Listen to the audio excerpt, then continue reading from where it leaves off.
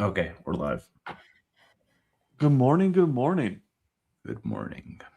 Good morning. Oh man. Yeah, Nate, you're late for your shift. Oh Poor man. Nate. I can't. I mean, what? Nebius is up. You guys said 9-10%. Yeah, Yeah. I mean, nine and basically a 10% half. almost. Crazy. It like did its implied move. Isn't the implied move like 11 or 12% or something? Like, Yeah. Around, yeah. I'm just gonna restart my computer real quick. all right, cool. So we also know that the report drops in 30 minutes, right? No, in 2 minutes. Oh, is it in 2 minutes? Okay, sweet. I wasn't In sure 2 if minutes? it was 7 or Yeah. 7:30. In Ooh, 2 baby. minutes. Just keep spam refreshing the IR page. While we're waiting on that, did you guys see the Bank of America news today related to the data center build out? Yeah, I saw the headline at least. Yeah, I since I can't share it since Tevis is resetting. In case anybody else missed it, Bank of America plans to deploy 250 billion through mid 2027. This is not just for data centers, kind of like the 500 billion from Nvidia and Apollo and all those other private equity firms. It's across the whole supply chain, including energy. So, yeah, big money is lining up clearly on one side of the bet. It's the side of the bet that we're on. So that's fun. It's insane. I feel like we've seen an entire sentiment flip in like a week. After Citadel said we're going to get hate rate hikes, and then they bought Leopold's book. Ever since then, it's been, oh, AI's back. We're going to have rate cuts. You know, Nvidia, BlackRock, all they're doing 500 billion. Bank of America doing 250 billion. All the AI earnings are crushing. So Oh yeah. it's sort of the meme of we're back because it feels like it. Definitely feels like it. And so Manuel, you may have seen this like circulating on X and everything. One of the coolest quotes, which plays also into Nebius and this whole thing, is one of the big bearish talking points has been depreciation cycle and skepticism on taking that further out. The A100s, which are a 2020 chipset, it's ancient technology typically. CoreWeave said, hey, we went ahead and negotiated a contract for a nice value, probably around what they originally were getting back in 2020 through 2029. So people that are saying like, hey, this it's all just financial engineering and they're changing things with depreciation. When you're literally selling GPUs at that point, that'll be 9 years old for what you got or around what you got when they were initially new. Something's Did they happening. mention did they mention that the value was around what they got originally? The exact quote was for a nice sum or nice value or something like that. And so yeah, I just it may have been a little bit less, maybe I don't know if it would have been more, but Okay. yeah, the hoppers like everything else that they've been signing, they've said it's at least over the last year, it's been at the same level, if not higher, over the last year. And like it's not just CoreWeave, it's everybody that's seeing this. So Yeah. the demand is Yeah. crazy. Yeah, I mean, It's insane. I mean, it was already clear, but some bears keep pushing on the same premise. They're living in the past. yeah. It's like one thing if it was just like, oh, it's just speculation, and these guys are saying the depreciation cycle should be longer. When customers are paying for it, it's real. Yeah. Yeah. No results. We're up over 10%. We were Yep. already. You can thank up CoreWeave 9. earnings for that. Yeah, seriously. Yeah, it's like we already made Yeah. our earnings move before earnings even dropped. Numbers come out at 7 or 7:30. That's what I was wondering. Right. I don't. Usually it's right now. All right. Yeah, I keep refreshing, but I'm seeing nothing. Yeah, I really hope Like- they just come on the call and kind of do Andy Jassy approach and just, in very layman terms, explain why it's an ROI of what they're doing. I feel like we all understand it, but I feel like the market really loves that for some reason because they can't comprehend ROI at all. And so even just spelling it out as to where the ROI is coming from or what it's like or the depreciation periods or payback periods, I think that would be great to see.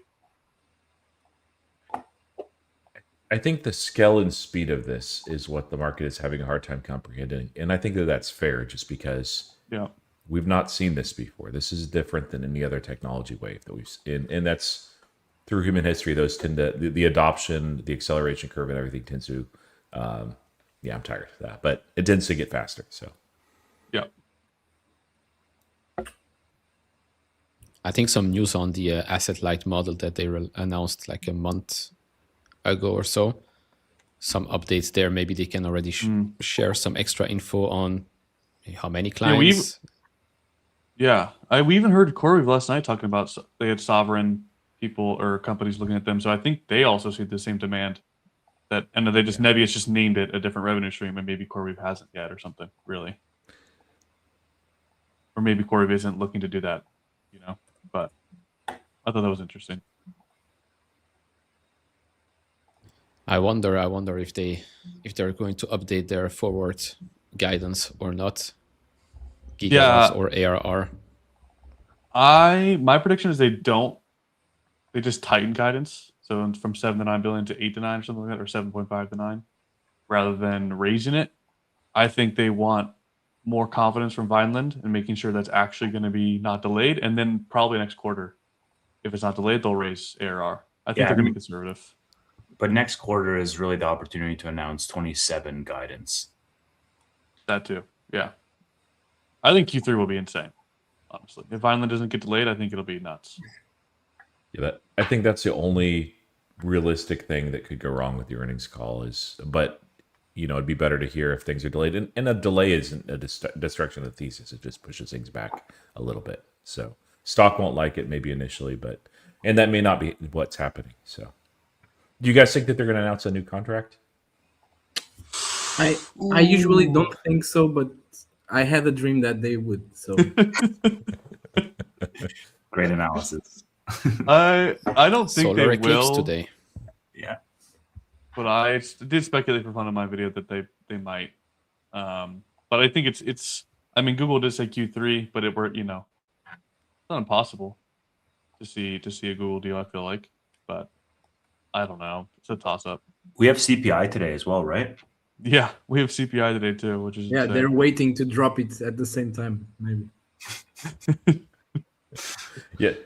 It's going to be crazy. Like, and I know a couple of you guys also on CoreWeave too, or most of you guys as well. But like that one is like, if Nebius reports well, the market likes it, adds a little bit more fuel to the fire. And if CPI comes in cool, which I'm not expecting, but hey, we can dream. Right, Manuel? You can dream. I can dream too. It'll be a fun day. Both of these, like I'm not in these for short term, but both of them have short interest in the 20s%. So things can get really, really volatile. I mean, they have been, but 30 into the call is CPI. Call is at 8. Earnings should be online any moment now. Yeah. Manuel, you think they are going to increase gigawatts, active power gigawatts guidance? For this year? Yeah. This fiscal year. I'm not sure because of Vinland as well. Like they might, even if they are confident, it's like not entirely under their control. It's more Data One and even all the controversial about public opposition and all that. So they might be conservative on that side, but I think they will for sure raise the contracted power guidance again, because there hasn't been a quarter they didn't increase. But on the other hand, they might have like a bunch of other collocations that we don't know about, like similar to what CoreWeave does, just for these short term. Because in the short term, we can't expect them to bring a lot of their own capacity, like the data centers they're building. So they might have a lot of collocation deals that we don't know about to like catch up with CoreWeave faster. Otherwise, in this quarter, they couldn't really bring that much capacity online. Yeah, I'm trying to refresh the page and I'm getting this error. It just says error 500. The server could not load the page. $500. People are just crashing the Nebius IR site. That's what it seems like. No, you can't look at the IR site, man. If you want instant news, look at the stock price first, and if the algos have reacted, then look at Yeah, exactly. Yeah. That's what I'm doing. I only refresh it if we get a sudden bump. Stock is down a bit, huh? So who knows? Selling off a little bit. It's now only up 8%. Let's sell everything. It's going to zero. Oh baby. So maybe it is a 730 drop. I mean, I think one quarter it was at like 710, 7 Okay, 9. yeah. Like, it can be 730, but I think it could be at any minute.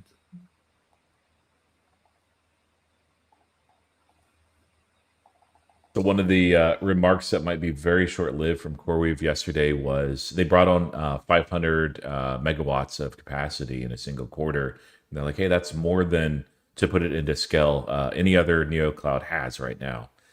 That might last less than 12 hours. Yeah. With Nebius reporting here. So that'll be fun. Man, the No, A100 it shouldn't. yesterday was like signing an A100 contract into 2029. Like, if you look at the depreciation, I think Nebius is like what, 4 to 5 years is their depreciation. They just moved to 5 last quarter. Yeah. And meanwhile, it's like CoreWeave is having like a 9-year useful life for the A100. Yeah, it's like it's after 5 years, it's just straight profit. Right. And if you can extend it, and I don't even think 2029 would be the end of the life for that product. It might even see 2030, 2031. And I mean, it won't be as profitable and it won't be at the same rate probably, but it will still exist and still be generating some sort of cash.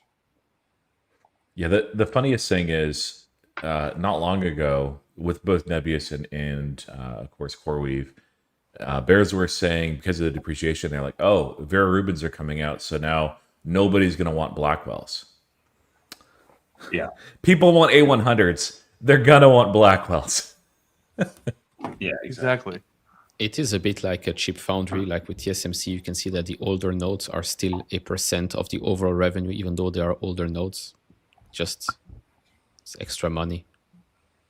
And I even saw someone comment yesterday that they're a software engineer and they still use NVIDIA's T4 GPUs from like 2017, 2018 for machine learning.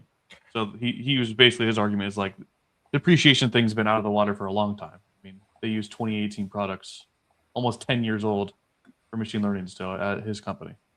He said he's a fairly big enterprise company. So, I don't know. It's just wild.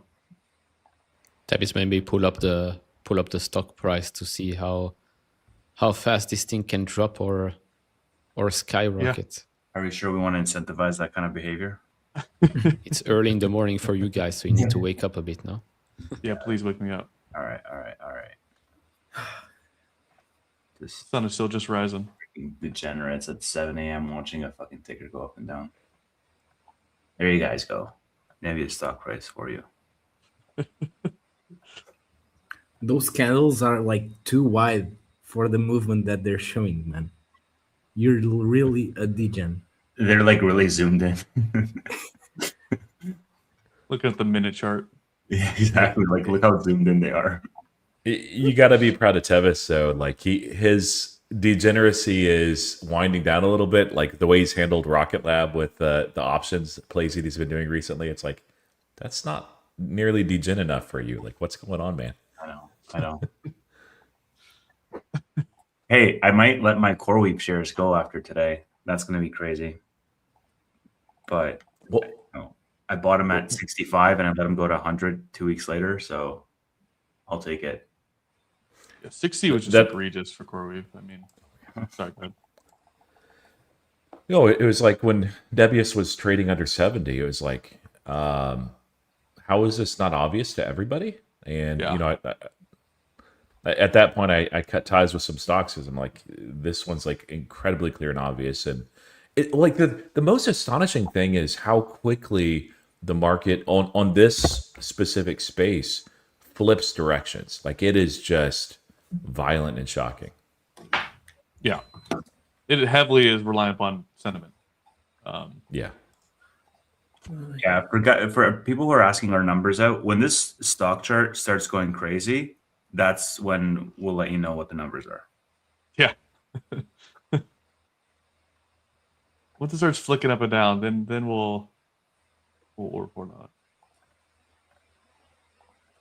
it. That's kind of funny because Venture Global reported yesterday, and that's what I do. Like when I wake up in the morning, I don't check Iran news. I'm just like, okay, what's Venture Global doing? It's like it's very green. It's like, all right, bad Iran news.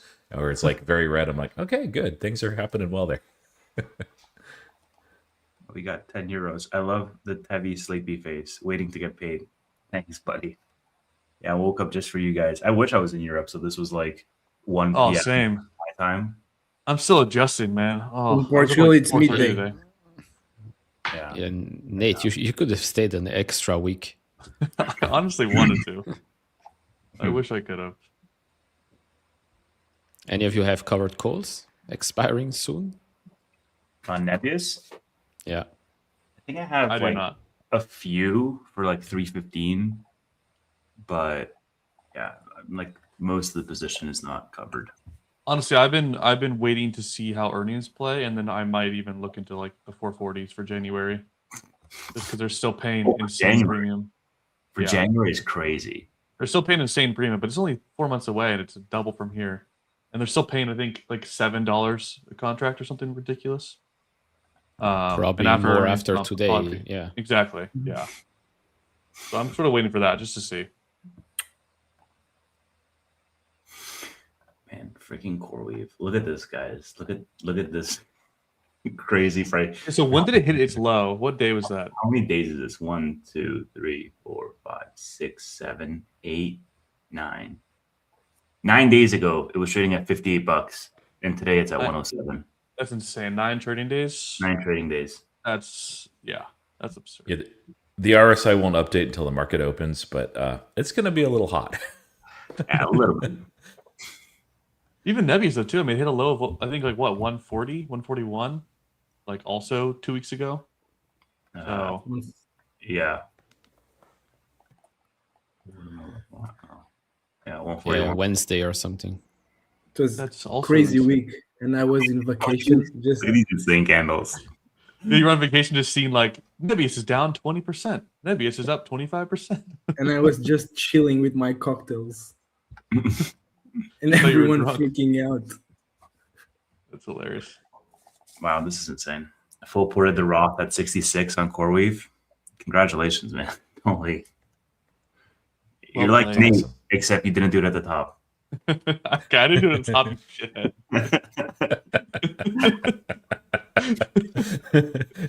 All right, was the Rolex the top moment for you, Nate? Or Yeah. it used to be Tevis was like the top Oh my signal when he God. do a move, and now it's shifted to Nate, No, which is can't be lovely. me, please. Please.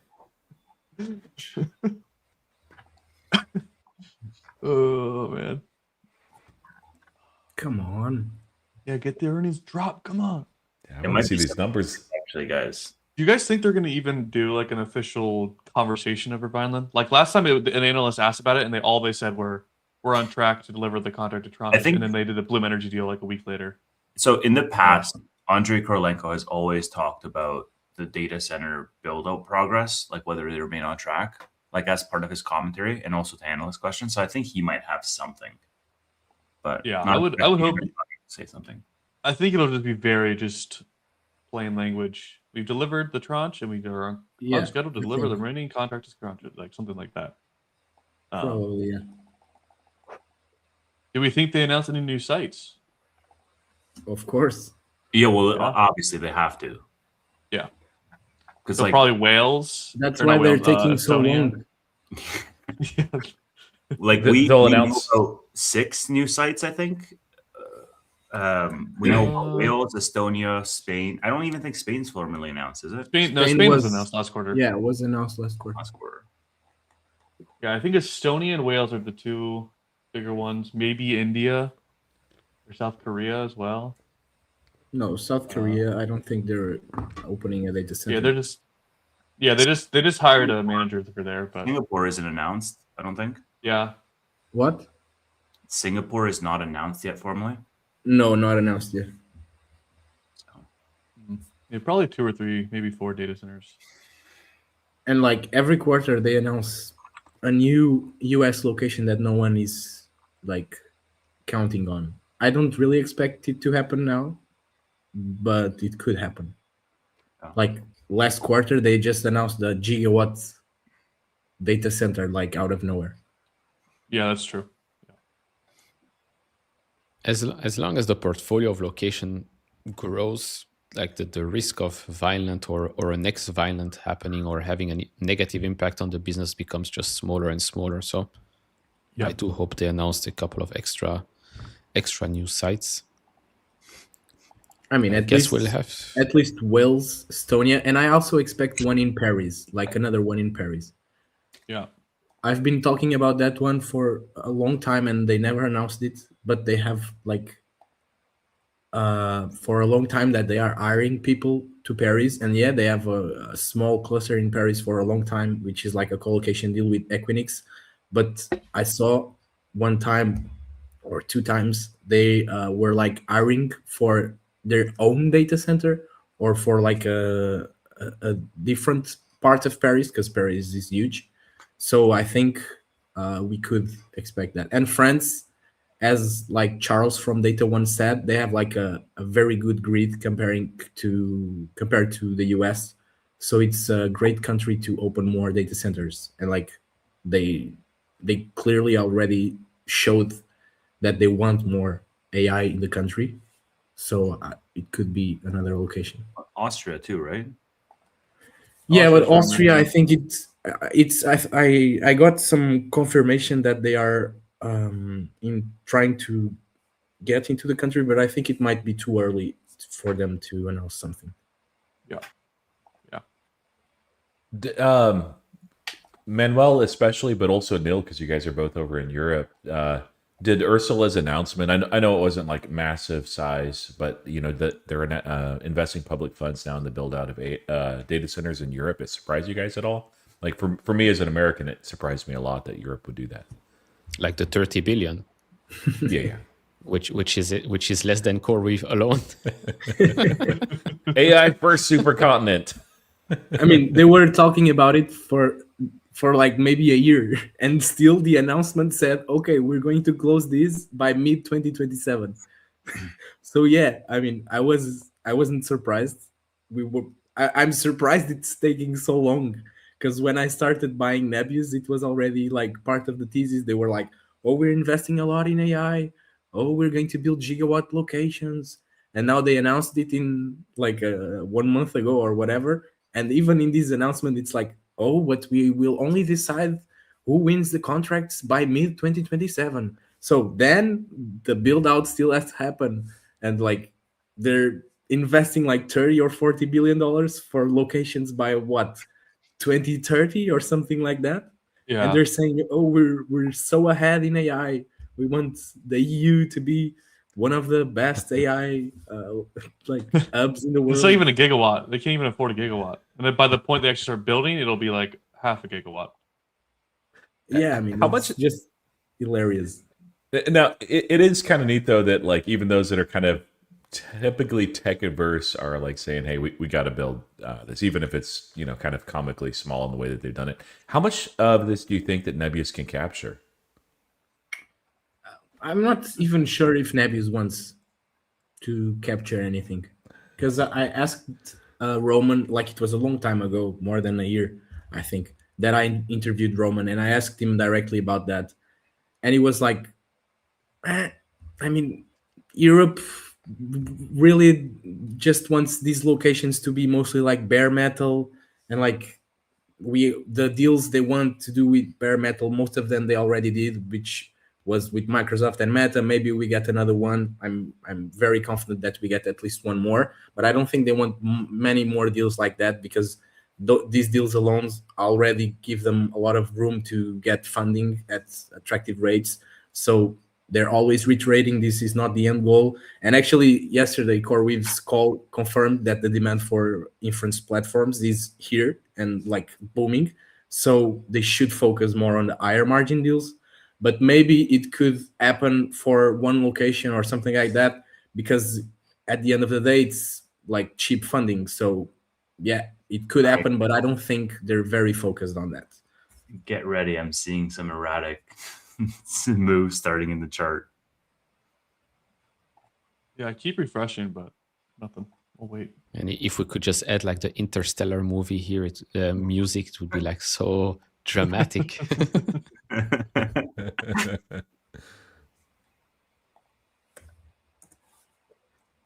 Oh baby.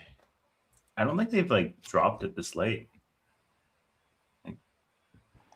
Big announcement. We have been acquired by Google for $100 billion. Bro, Boom. don't even joke about that. I think it's probably way too late for that to happen, obviously. But like, do you think there was a point earlier in this growth curve where that would have been they would have been open to that? No. No way. Arcadi really doesn't want to sell the business. Like, he was already a billionaire, and they just gave everything he had to start this business. Like, he flew from Russia. He could, like, he wasn't at Russia. He has always lived in Israel, but still, like, it. I think what drives him is to just build something very large, and like not the money itself. Because I don't know if you're aware, but when when he founded Yandex, a few years later, he also got a proposal from Google to acquire the business, and he declined. So I don't really think, and he has the majority of voting power, so it's really up to him. Whatever happened to Yandex? Did they get sold or? They still, like, the Russian assets are in Russia, and they still operate, but under like the government supervision. Yeah, I guess he should have sold that one. But yeah, I mean, they still operate. They still have like autonomous vehicles, like all the other segments, like the Uber of Russia, like everything, the entire ecosystem, I guess. But the IP that was outside of Russia, for example, Evride, like the IP is the same, but they cannot operate outside Russia. So that's why Evride is so like so well developed, because they were established in like 2016 or something like that, and they were already doing a lot of rides in Russia. They just needed like data from other countries to like push that technology in other locations. But the technology itself was already very well developed, and other segments as well. They were really not just the Google. They were the alphabet of Russia. They had like e-commerce, like a lot of segments. The fact that That's- the entire site is actually down is kind of crazy. They're just not down to me. mimicking the S&P 500. Oh, the investor hub works. The financial place page does not work. If you refresh, it works. At least to me. It works for me too. Yeah. I guess Well, it yeah, needs but more this- compute. Delay bullish or bearish? Generally bearish, but I mean, it might be more bearish. They've never reported on a Wednesday, I don't think so. did Iron Never. already report? When does Iron report? I think August 27th. Oh wow, Oh, I That's so in a couple weeks. Yeah.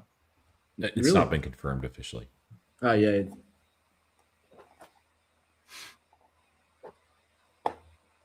Oh, it's not confirmed. Okay.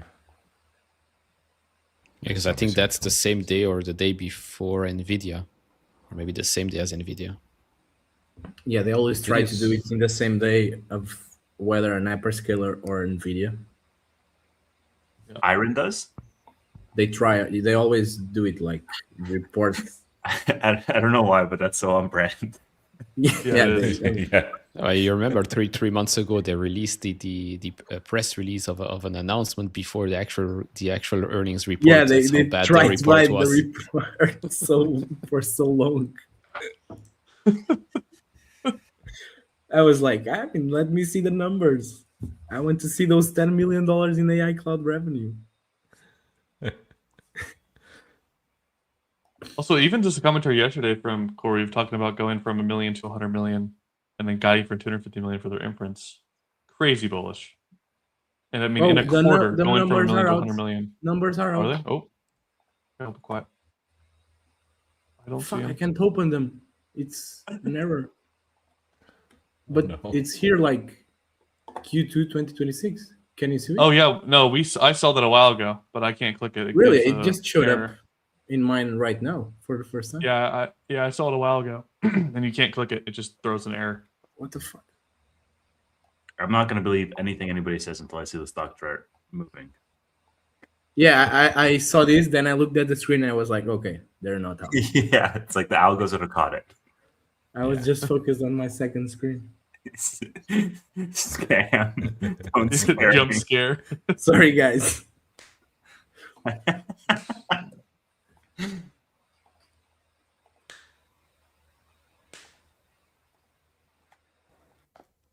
So probably in 2 minutes it should be working. Yeah, it should be live in 2, I would hope. Because right now I'm just downloading HTML files every time I click on that button. Yeah, I just sent it. While in we're our- waiting, I was talking with Nate in the really early morning hours, and I'm assuming you guys have seen it. I know Tevis, we've talked as well. So Cloudflare's CEO Matthew Prince has talked about this a couple of times. Have you guys seen what he said about the non-human traffic that he's seeing on the internet, and then the forecast for 5 years out? Who? Sorry. Cloudflare? Matthew Prince, CEO of Cloudflare. Yeah, they see 20% of the internet traffic.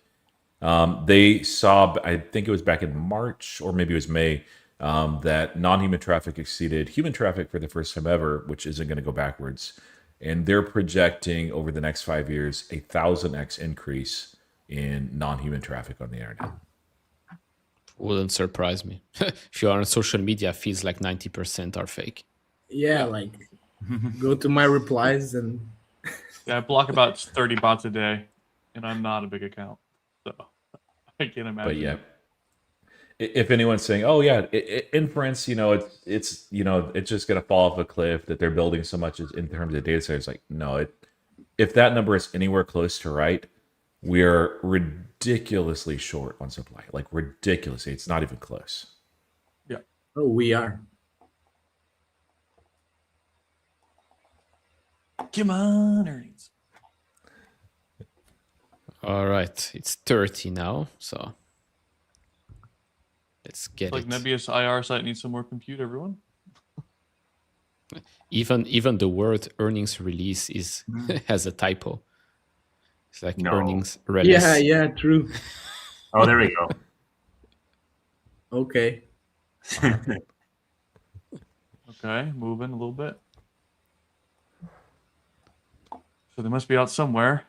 No, but it's not that much. So Yeah. and Well, what the you're up heck is 10% this? already, so yeah.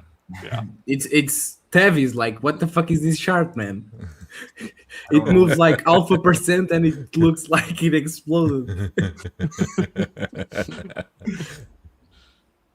It's like the screenshots on X, like, oh, what's happening with this stock? Like a huge red candle, then you look like $1. It's a $1 candle.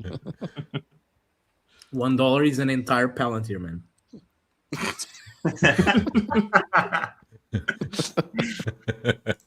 You saw that, I guess. Yeah, how many Palantirs are we up today?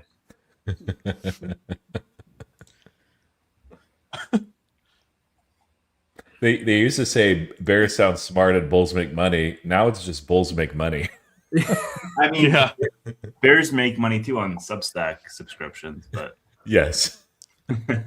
Yeah, but I'm pretty sure the majority of it, 300,000, is just a free tier. No, I mean it's a bestseller. So majority, of course, it is free tier, but is banking millions. Oh yeah. I mean, he has to make money somehow because investing is Yeah. definitely not his thing. Man, I'm going to create every post of mine. It's like every time I talk about a stock, like this stock is up 3.5 Palantirs. Yes. Oh, actually, is below Citrini, so not the bestseller. Thank you for those jewels, by the way. So Nebius forgot. I say, did they just get earnings? Uh-oh. I think they're basically like, the core numbers speak for themselves. Ours are Yeah. going to be Let good. us- We don't even need to Let do us anything. go up on these and we'll report tomorrow. Maybe I think they're it's- preparing 3 other PR releases to drop at the same time, and they got to make sure those are good. they're checking for typos. because that earnings release is still there. Relax. Arkady is worst drinking a case- coffee. Or a vodka, probably. Yeah. A white Russian. Svedka. Worst case scenario, 27 minutes from now, we have the earnings call. So hopefully that one starts. Yeah, or they just announced during the call. They're like, okay, so this time there's no letter. You just listen to us. At this point, I'm just waiting for a halt pending news. Alt pending news down 30%. All right, God. air test systems, follow-on order. Nice. Thank you, whoever said that in the comments. Received a 22 million follow-on order for AI processor wafer here we level go. burn-in systems. This is their test systems, Roy. Oh, okay. I was like, I thought you meant Nebius. Oh. Like, here we go. Yeah. Yeah, I was looking at the other screen, then I looked. No, sorry. Bro, come on. Yeah, Yeah, congrats. it's Your like first- 22 million sounds like nothing, but with as small as like their revenue like last year was not much more than that. So like it's extreme acceleration like across all levels of what's happening with AI, and they're one of the beneficiaries. So wow, that's awesome. But it was today, the earnings? Air is usually one of the first ones. They delayed it by about a month just because they wanted to be more in line with when everyone else was reporting. But no, they reported like a month ago. Today was just, I remember follow-on order. seeing your posts, yeah. Yeah. Bro, the suspense. Yeah, this is weird, honestly.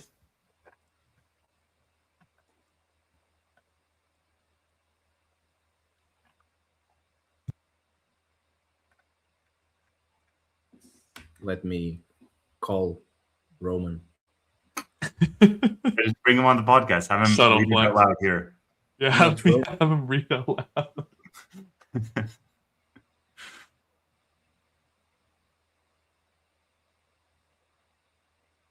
This is weird. The fact it's delayed here.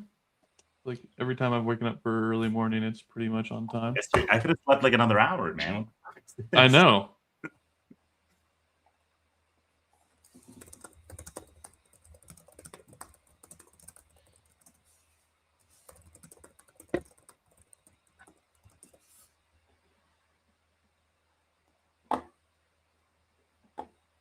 Come on.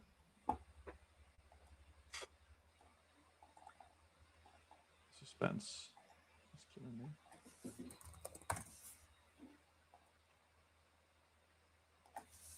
I think they're waiting for the CPI. It's an hour from now.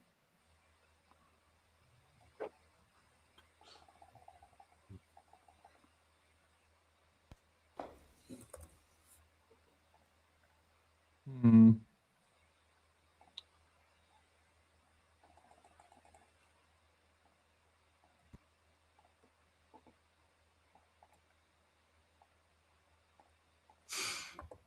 I know. I've been up forever. Too early. Yeah, I know it's not healthy, but Monster Energy drink this morning Oh. for sure. Roy, Don't All right, right on, man. Yeah, my best monster's flavor. the best. Oh, easily. don't Coffee, even- man. Yeah. But I know in America your coffee is terrible, so drink Monster. Yes, no, that's a fact. It actually is Except for yeah. Hawaii. Hawaii has amazing Really? coffee. Oh man, Kona coffee. My wife and I took a trip there a long time ago, and we went up to Haleakala Crater and biked down. And on the way, there's like a little restaurant and coffee shop there, and tried the Kona coffee. I'm not a big coffee drinker because it's terrible here mostly, and it was so good. I'm like, are you sure this is coffee? Like, man, but it's expensive, very expensive. Back then, we couldn't afford it. I wonder what's going on. Like Yeah, it actually is weird the fact it's delayed. on the other side, if it's like they're panicking over like something not working, or if they're just doing this on purpose. Like Maybe they got hacked. sure. I'm kidding. I'm kidding. Point. I'm kidding. Can you guys check on your end the page if the Q2 is still there or if that was removed? I mean, sometimes I refresh and it's there. Sometimes I refresh and it's not. Yeah, I was gonna say it's like that. It's like you refresh and see for a glimpse, and then sometimes Because you now refresh it's and gone. I keep getting error 500. Yeah, but then you hit the refresh button and it pops That's up. But because this you're time in for Canada, me, man.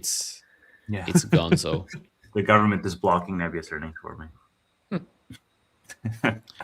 technically speaking, they should not block it because of. Hacked by Bury.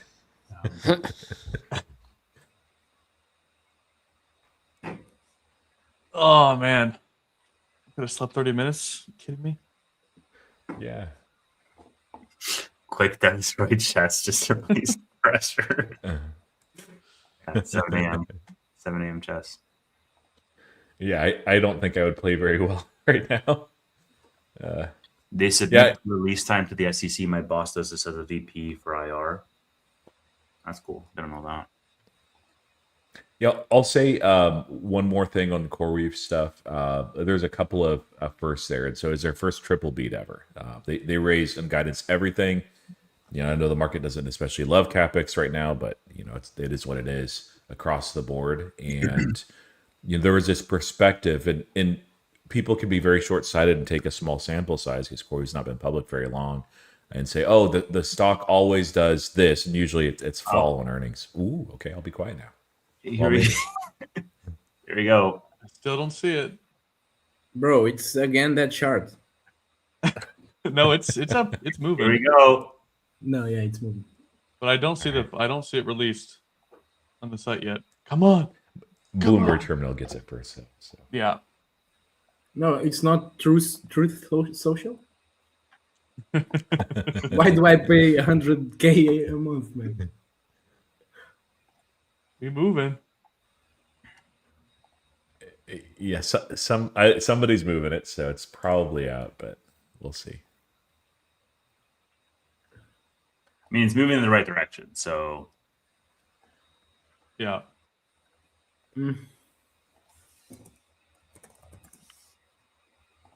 Come on. Come on, Nebius. You can do it. Ooh, they said it's on quarter. Phil, I'm gonna look. I don't have quarter. It's a free app, man. You should. Oh, is it? I don't even know. It's on Yeah. quarter. I'm also looking at X to see if anyone posted. There's Everyone's literally talking about nothing. their earnings were less. The earnings were less. The error. Mm-hmm. Not a good sign. I don't see it actually. No. Let's see. Nowhere. I think the movement is actually not that large, but we were already up 10%. So don't you love how somebody just has the numbers early? Yep. Yep. I still see earnings or less.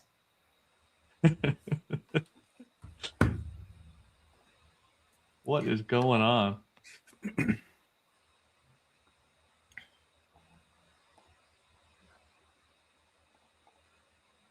So do we get the CPI numbers before? No, I'm just kidding. Any expectations with CPI? What are you guys thinking? Are we coming in hot, hotter than expectations? I think it meets. Yeah, in line. Yeah. Yeah, I was thinking that as well, but Oh, it's moving a little more now. Still don't see it on the site though. But now it's up to almost 14.5%. We get 220. Moving this much without an actual report out. I know. That's what I don't understand. Someone got it Google deal? earlier. Are we getting a Google deal? Is this what's happening? That would be crazy. come on, guys.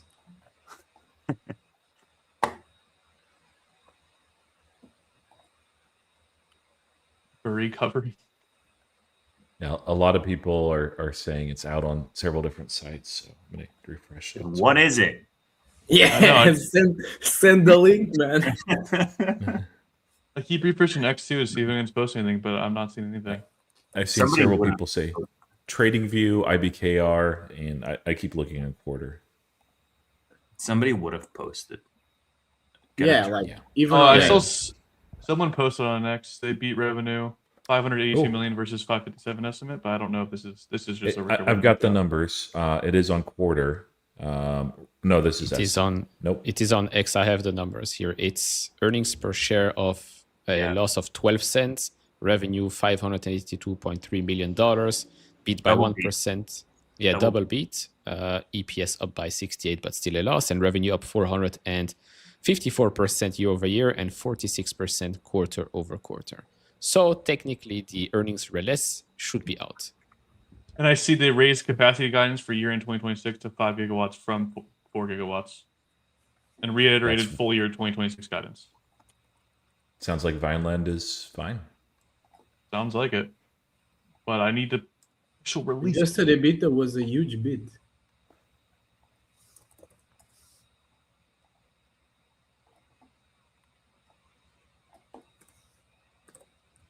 Yeah, A bit. seems like those are official numbers. EPS was a crazy big beat. I wonder what it was.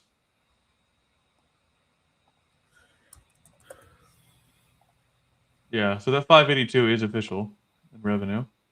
Yep. Still just waiting for their shareholder letter or anything on their site. And they should call their website Maker or whatever, because this is like they need to know there are like thousands of degens pushing F5 on this earnings date. Seriously. I want to know ARR.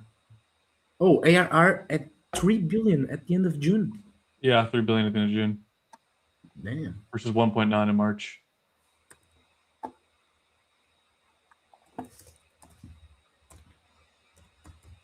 So that's 58% quarter over quarter, even faster than last quarter. I wasn't expecting this.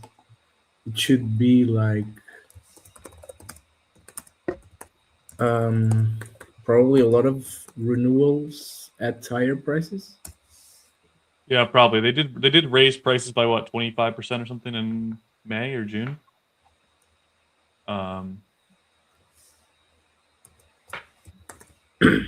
Wait, where are you guys seeing ARR? I'm seeing just a I post saw on an X, X post. which is Yeah. like a copy paste from Bloomberg, I believe. Yeah, seems like it.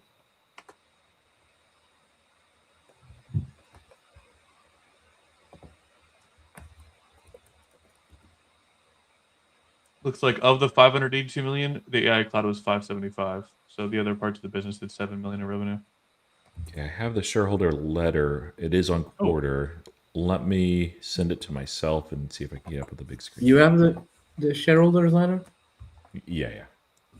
Ooh, okay. It's on the quarter. Oh, they just quarter app. posted on X as well. Okay, yeah, we can go with that one then. No, not sure about the shareholders letter, but they posted something. ACV per megawatt, Ooh, interesting. annual contract value. Here, share your screen. We have your raising capacity guidance to 5 Yep. gigawatts. Neil, are we going to be the Jose of the Nebius team? I just said that 3 minutes ago. AI cloud adjusted EBITDA margin 50%. They did announce Estonia, and or they put it in there. Maybe I can share my screen. No one is here. Let me. Where you guys have the letter? Yeah, I'm actually. I see not their able X to pull post here. I can on the web, maybe but it is. see Oh if this yeah, will work. they announced. I got the whole. Yeah, so we have here everything we set out to do this quarter. We did. In most cases, we did more. Highlights from our Q2 results: total contract value won during quarter four up 4x, up the quarter up 4x. 4 landmark customer agreements averaging over $1 billion in TCV. Average annual contract value above 20 million per megawatt. That's bullish.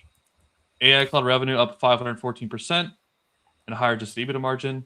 Contracted capacity guide for 2026 increased to 5 gigawatts, expecting to deploy more than 1 gigawatt per year from 2027 onward, it seems like, which is crazy bullish. But you can see here, capacity site, looks like we see Estonia is new.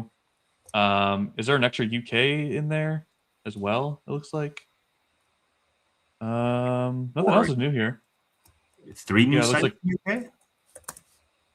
No, this is Added added in 2026. Okay. Yeah. Got it. And then we see here's financial highlights, adjusted EBITDA margin for AI cloud, 50% this quarter. capacity guidance for year-end 2026, 5 gigawatts. That's crazy. And then active ACV per megawatt. This is the new metric, everyone. So interesting they're showing this. Looks like Q3 short-term capacity deals is over 40 million per megawatt for ACV. Interesting that they break that out now. Okay, that's all I see. I don't see anything else on their actual site. But bullish overall. Manuel, one of your Yeah. guys apparently posted it in your Discord. Oh, okay. Thanks. Yeah, I can't pull it up on the web encoder. It's on the app, but that doesn't help me share. So Yeah, they did reiterate 2026 full year guidance. So I'm assuming that means ARR and revenue, which we kind of assumed they wouldn't raise. Okay, finally the letter. Yeah, I love how people saying it's tanking. It's like, guys, it's 11%. Yeah, exactly. I wish all my Payback stocks period? would take like that. For deals closed in Q2 is a year and 10 months. That's 50 crazy. to 60% of capex self-financed by prepayments. Manuel, you want to share your screen? Give me some. I can't pull it. Maybe I can send you and you share. Where do you prefer? Like X? Wherever. Is that Yeah, is it a Okay. link or a file? a file? Okay. I can send Here, you on X. I can attempt to send myself something. I just on X. sent to our group. Okay, no, it's loading. Yeah. Let me see if I can pull it up. Payback period for deals closed in Q2, 1 year, 10 months. Yeah, crazy. That's really bullish.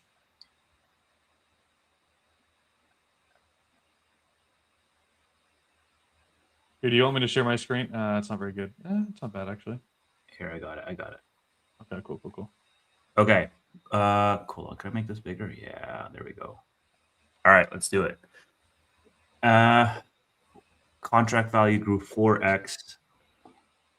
Let's hide this sidebar so we can make it bigger. Payback period 1 year and 10 months for deals closed in Q2.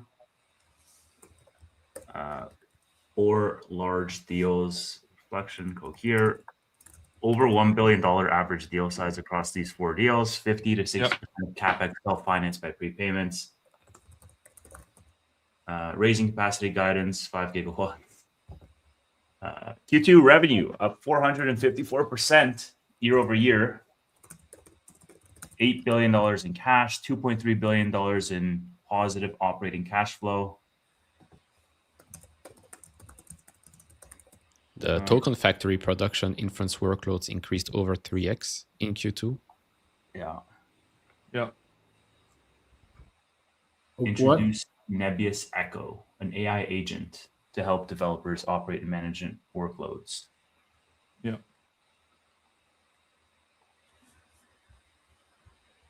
All right, let's see. Deal saw an average yield of more than 20 million per megawatt. Wow. We see opportunity in the 40 to 50 million dollars per megawatt range, and we signed our first one this week. Wow. Holy.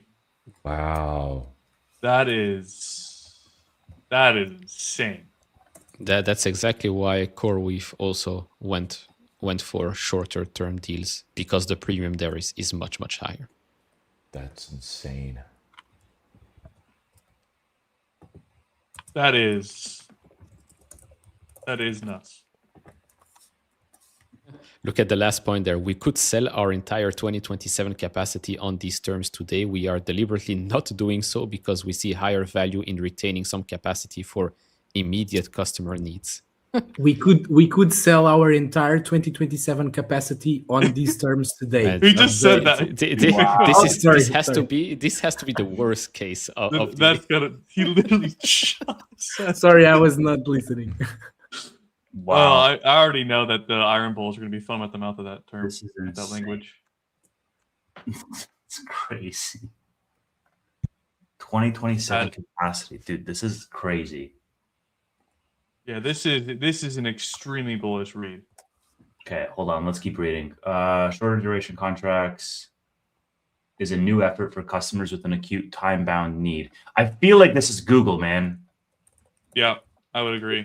So similar to the language that they used, man. Maybe this is But typical why? of that behavior, but like they said, we need it as like a stopgap for Q3, and now they're introducing shorter term contracts. Man, I'm telling you, I don't know. But then why wouldn't they announce it? Unless it's not Google just yet, but it might be Google. Because they already said one such deal has been signed in Q3, and Google said Q3 is going to be the quarter where they start looking at this. So I don't know. We'll see if there's any PRs left. Well, for Meta, they didn't even drop a PR before earnings. They just talked about it on earnings. No, I they think- dropped it. I think they dropped it. Was in this that main deck. Oh, Like, was first it? slide they do. I think so. It was like 3 billion for Meta. It was like very small though. Let's see if Google is anywhere in this deck. No. they do say they expect over $9 billion in customer prepayments in 2026. So not too bad. We expect. I'm not. Oh, sorry if I'm repeating now. I'm afraid of talking. Go ahead, say it. Dude, just Okay, listen. Okay, I was going to say what you have highlighted.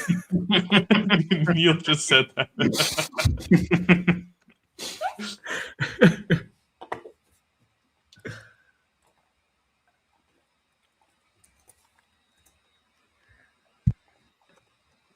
This is Yeah, this is crazy bullish commentary. I'm excited to hear them talk on the call and just repeat the same things. I hope he gets asked about demand again. Honestly, Yeah. I'm gonna strangle someone. Yeah, I hope someone asks him if AI is a bubble. I think he would That was just the say. funniest question of all time. And that was I what, think 3 quarters ago at this point? He would just say something like, "Okay, no more questions. We're not doing an earnings call ever again. Just read the fucking letter and leave us Roughly, alone." roughly 70% of deals closed included customer prepayments, an all-time high. Wow.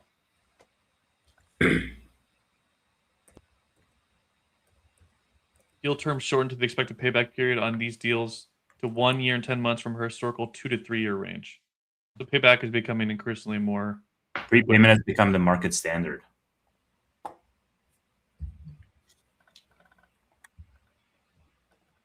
By the way, maybe this was known already, but they are saying here, to date, we've delivered all capacity tranches to Microsoft under the contract, including 2 tranches over the past month.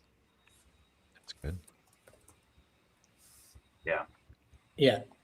The only thing is that this, and this is what I said in my huge post. I'm not sure if you've read it.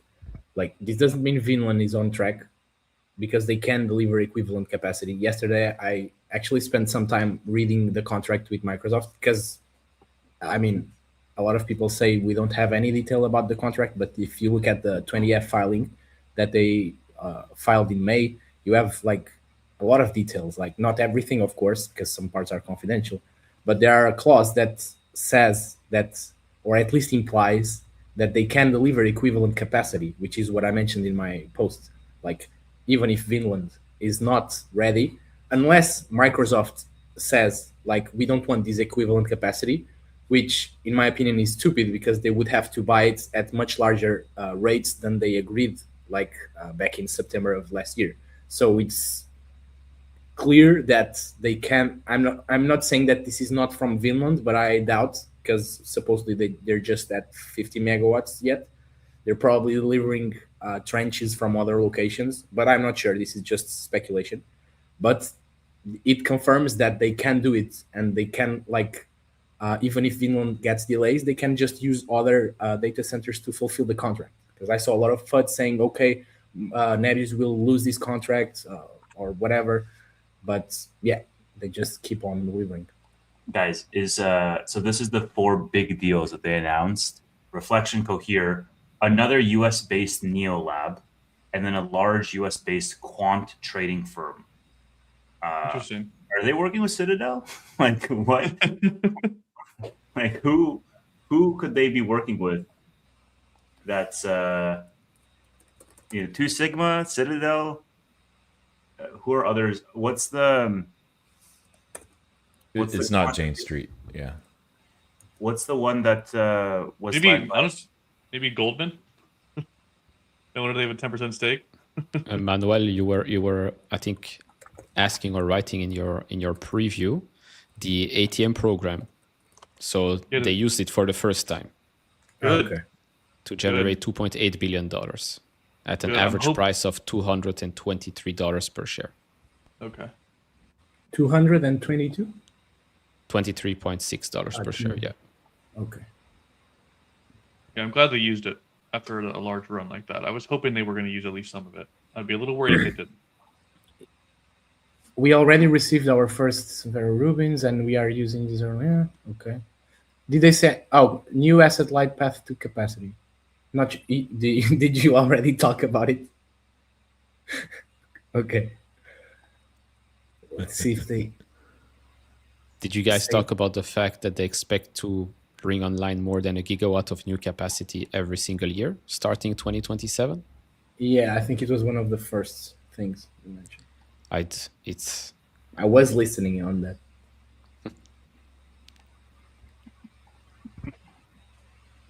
Well, you're shell shocked at this point.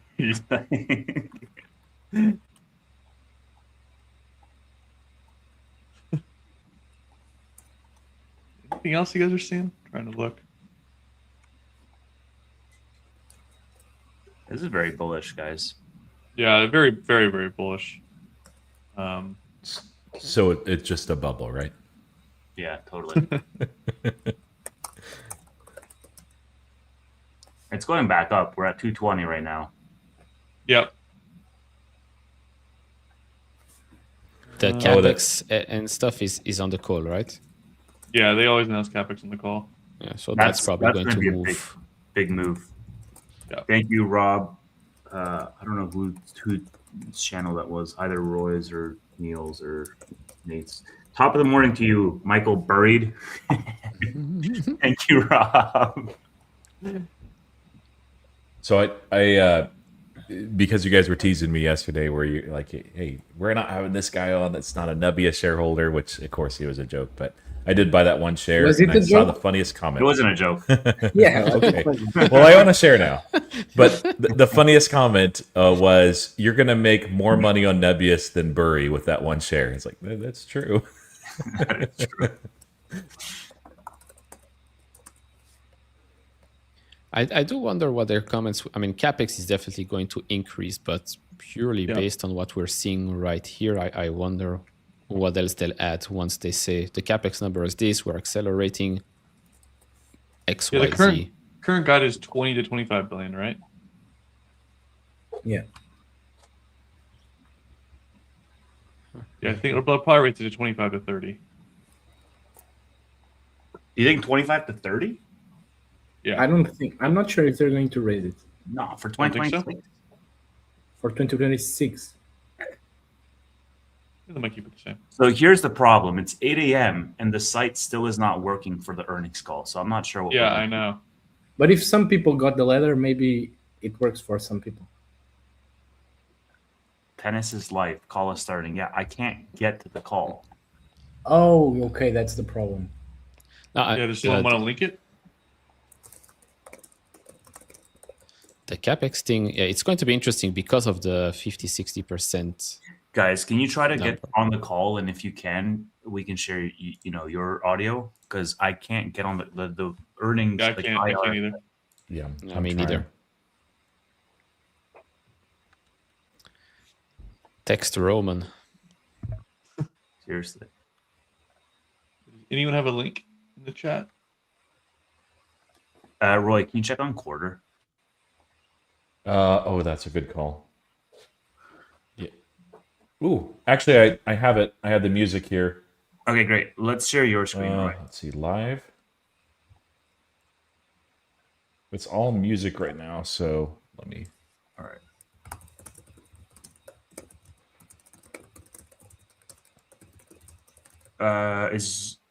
Okay. So we have it in the background, guys. We'll just throw it up when they start talking. So Roy will let us know. Yeah, I'll leave the music on for now. So if I'm doing this, it's because the. Yeah, because if I put the music on, we get demonetized. Oh, hold on. Let me check that I have my ads off. I do. All right, we're at 221 right now, up 15%. What a day. Baby. Yeah, we'll see how this reacts if they talk about CapEx at all.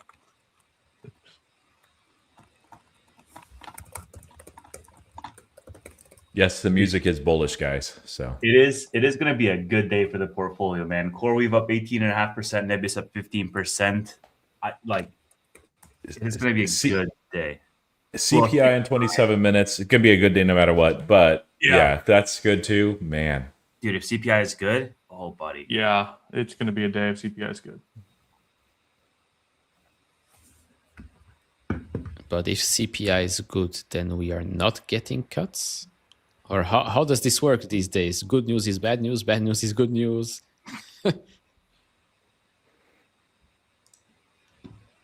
Yeah, I guess it could be either direction. It's a little strange right now. I like when good news is good news and bad news is bad news, and it always confuses me when it's not. I understand why, but Yeah. Still music, Roy? still just music, yeah. I think it's going to be music until they fix this site. Maybe. Yeah. Right. I'm gonna put the link in the private chat just if you guys wanna. How much is ClickHouse worth for Nebius? So they have this on their document. Let me pull it up right here. It's currently valued at $15 billion. They have a 25% stake. All right, well, So- there you go. $3.75 billion. But ClickHouse is going to be worth A lot more. over $100 billion in the long term. I would agree. I'm not sure if you mentioned this. I mean, I was here when we talked about the $40 to $50 million per megawatt, but they mentioned that for the first time ever, they did an auction on these capacity deals. So it was like, okay, we have this cluster for 3 months or 6 months or whatever. Who gives us more? Which is crazy. That is And crazy. Yeah.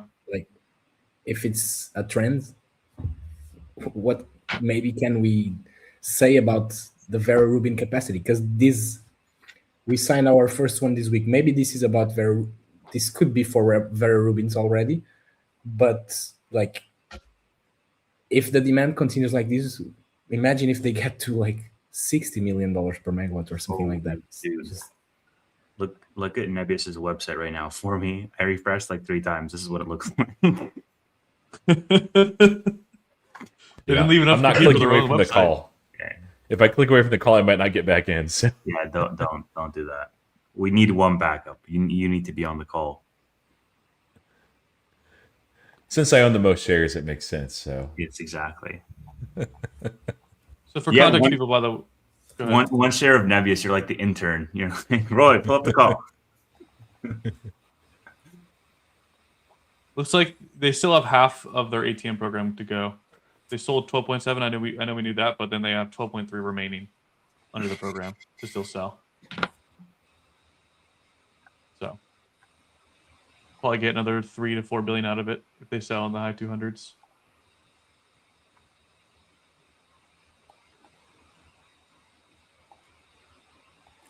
Yeah, so we're still just waiting for the call here, guys. It's still just the music. So we'll pull it up the moment the call starts.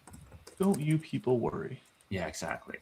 now at 15% It'll for be good. Nebius. Yep, 222. 300 end of week. I wish. Dude, Music stopped. honestly, if they dropped a deal, Yes. we would be like at 250. Okay, it's starting. It's starting. All right. Perfect. Thank you. We don't hear it. Thanks everybody for being here. Call is starting, Roy. We can't hear it. Oh, you can't hear it. Let me reshare.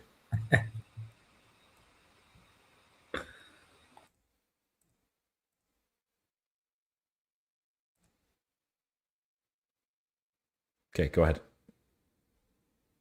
Over to Gili Naftalovich, Head of Investor Relations, to start the call. Hi, everyone, and welcome to Nebius' second quarter 2026 earnings conference call. Joining us on the call today, we have our CEO, Arkady, our CFO, Dado, and the broader Nebius management team. Before we get started, I'll quickly cover the safe harbor. Some of the statements that we make today regarding our business operations and financial performance may be considered forward-looking. Such statements are based on current expectations and assumptions that are subject to a number of risks and uncertainties. Actual results could differ materially. Please refer to our Form 20-F for a list of our risk factors. We undertake no obligation to update any forward-looking statements. During this call, we will present both GAAP and non-GAAP financial measures. A reconciliation of non-GAAP to GAAP measures is included in today's earnings press release.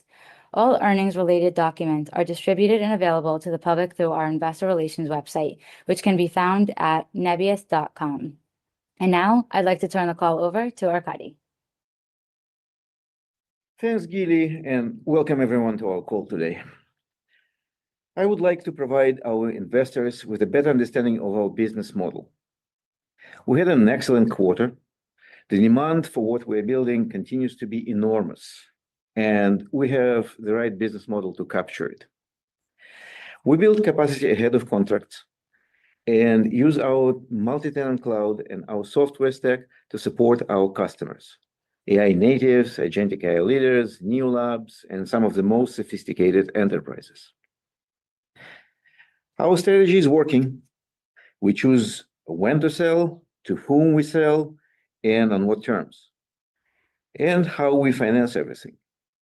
This flexibility allows us to meet the needs of independent AI builders and to support an open, diverse, and competitive market. We address customer needs with 3 types of deals. Each has a different duration, pricing, and role in our business. First, for our core AI cloud business, we have midterm contracts of 1 to 3 years with the world's most ambitious AI companies. This quarter alone, we closed 4 landmark deals with Reflection, Cohere, as well as with a scale US new lab and a large US-based quant trading firm. These deals were for an average of more than $1 billion each. They represent a yield of $20 to $25 million per megawatt, with upfront payments that cover 50-60% of the associated capex. But most importantly, we could sell today our entire 2027 capacity on these terms if we wanted to. But we're not doing this. We see that we can achieve higher value by retaining some capacity to serve shorter term and immediate client needs. And here we come to the second type of deal. This is shorter duration capacity, typically for up to 6 months, for customers with an immediate time-bounded needs with high value requirements. For this, they are ready to pay a significant premium. We're negotiating deals for $40 to $50 million per megawatt range, and sometimes above under this model. One of such deals has been signed just recently, by the way. Both deal terms I just described are all coming online later this year, so they will not have a material effect on our 2026 revenue guidance.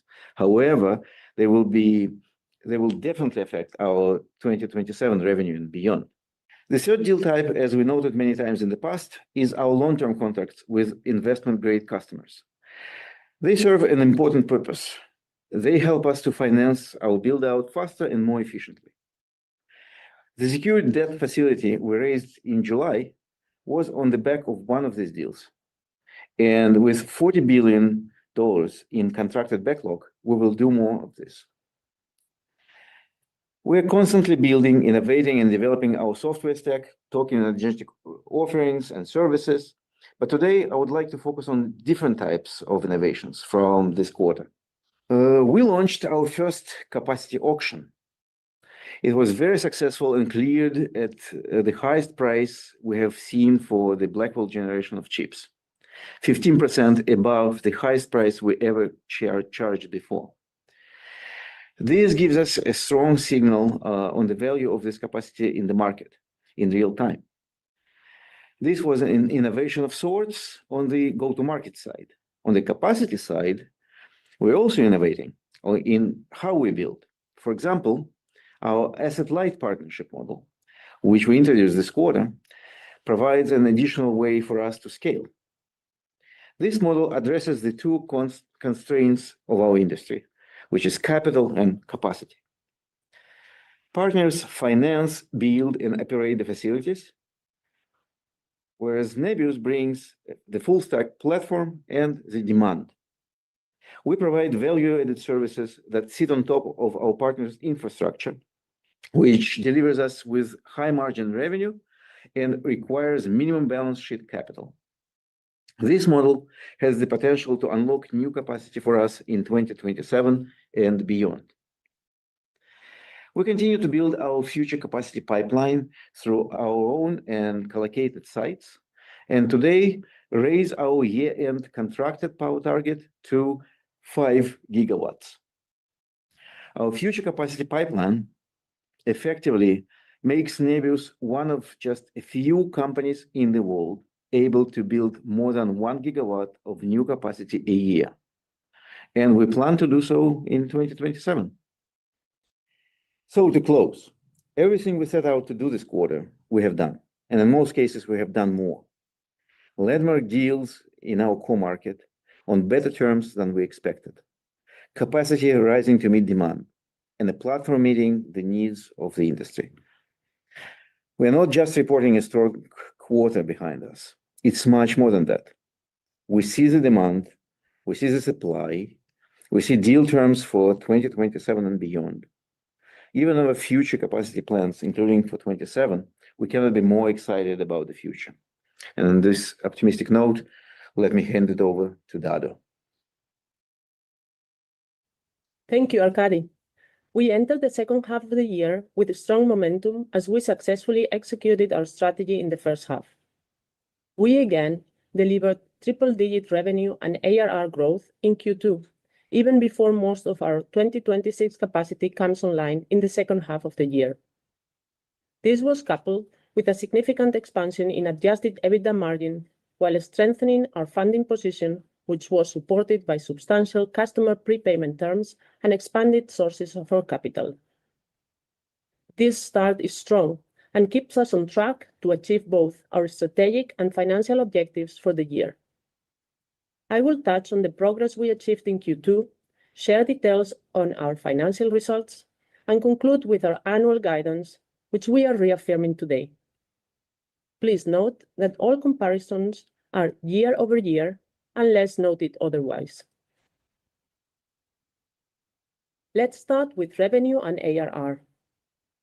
In Q2, we grew group revenue by 454% to $582 million, up 46% from last quarter.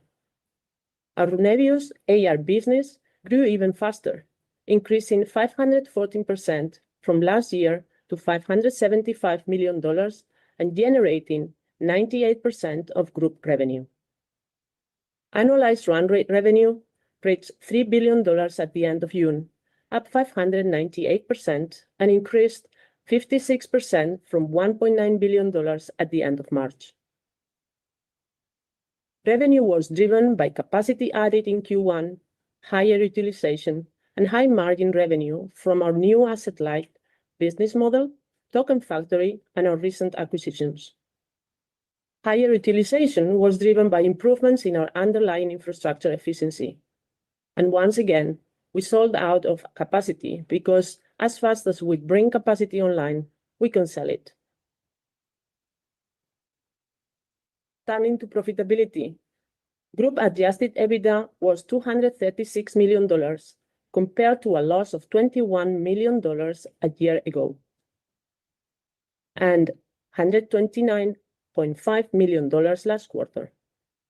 Group adjusted EBITDA margin was 41%, up from 32% in Q1. Our Nebius AI business generated adjusted EBITDA of $286 million at a margin of 50%. The delta between group and the Nebius AI business margin reflects our investments in AV Ride and Triple10. Both are still early-stage companies, and we expect the Nebius AI business to continue to represent the significant majority of group adjusted EBITDA. The increase in profitability is a result of higher revenue and the early contribution of our asset-light model, as well as Token Factory and our recent acquisitions. Even as we continue to invest in growth, we see a clear path to capturing more margin, not just this year, but in 2027 and well beyond. We have visibility into pricing and expect capacity coming online from our own data center to begin improving margins in the second half of next year. Now, turning to our balance sheet. Prepayments from our customers reached an all-time high in the quarter.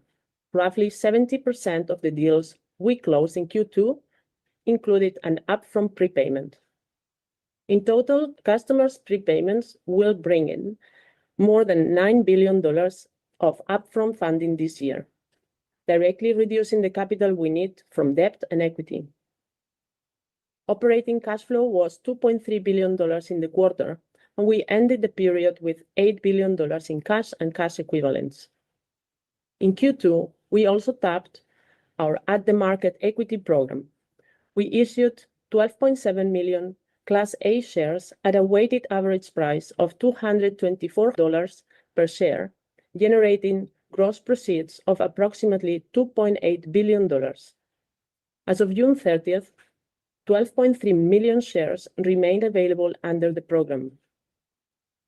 We view the ATM as a flexible funding tool, and it remains an option in our arsenal rather than a commitment. In July, we announced our first asset-backed debt facility for $775 million. This facility is secured against contracted cash flows and priced at a modest spread over benchmark rates.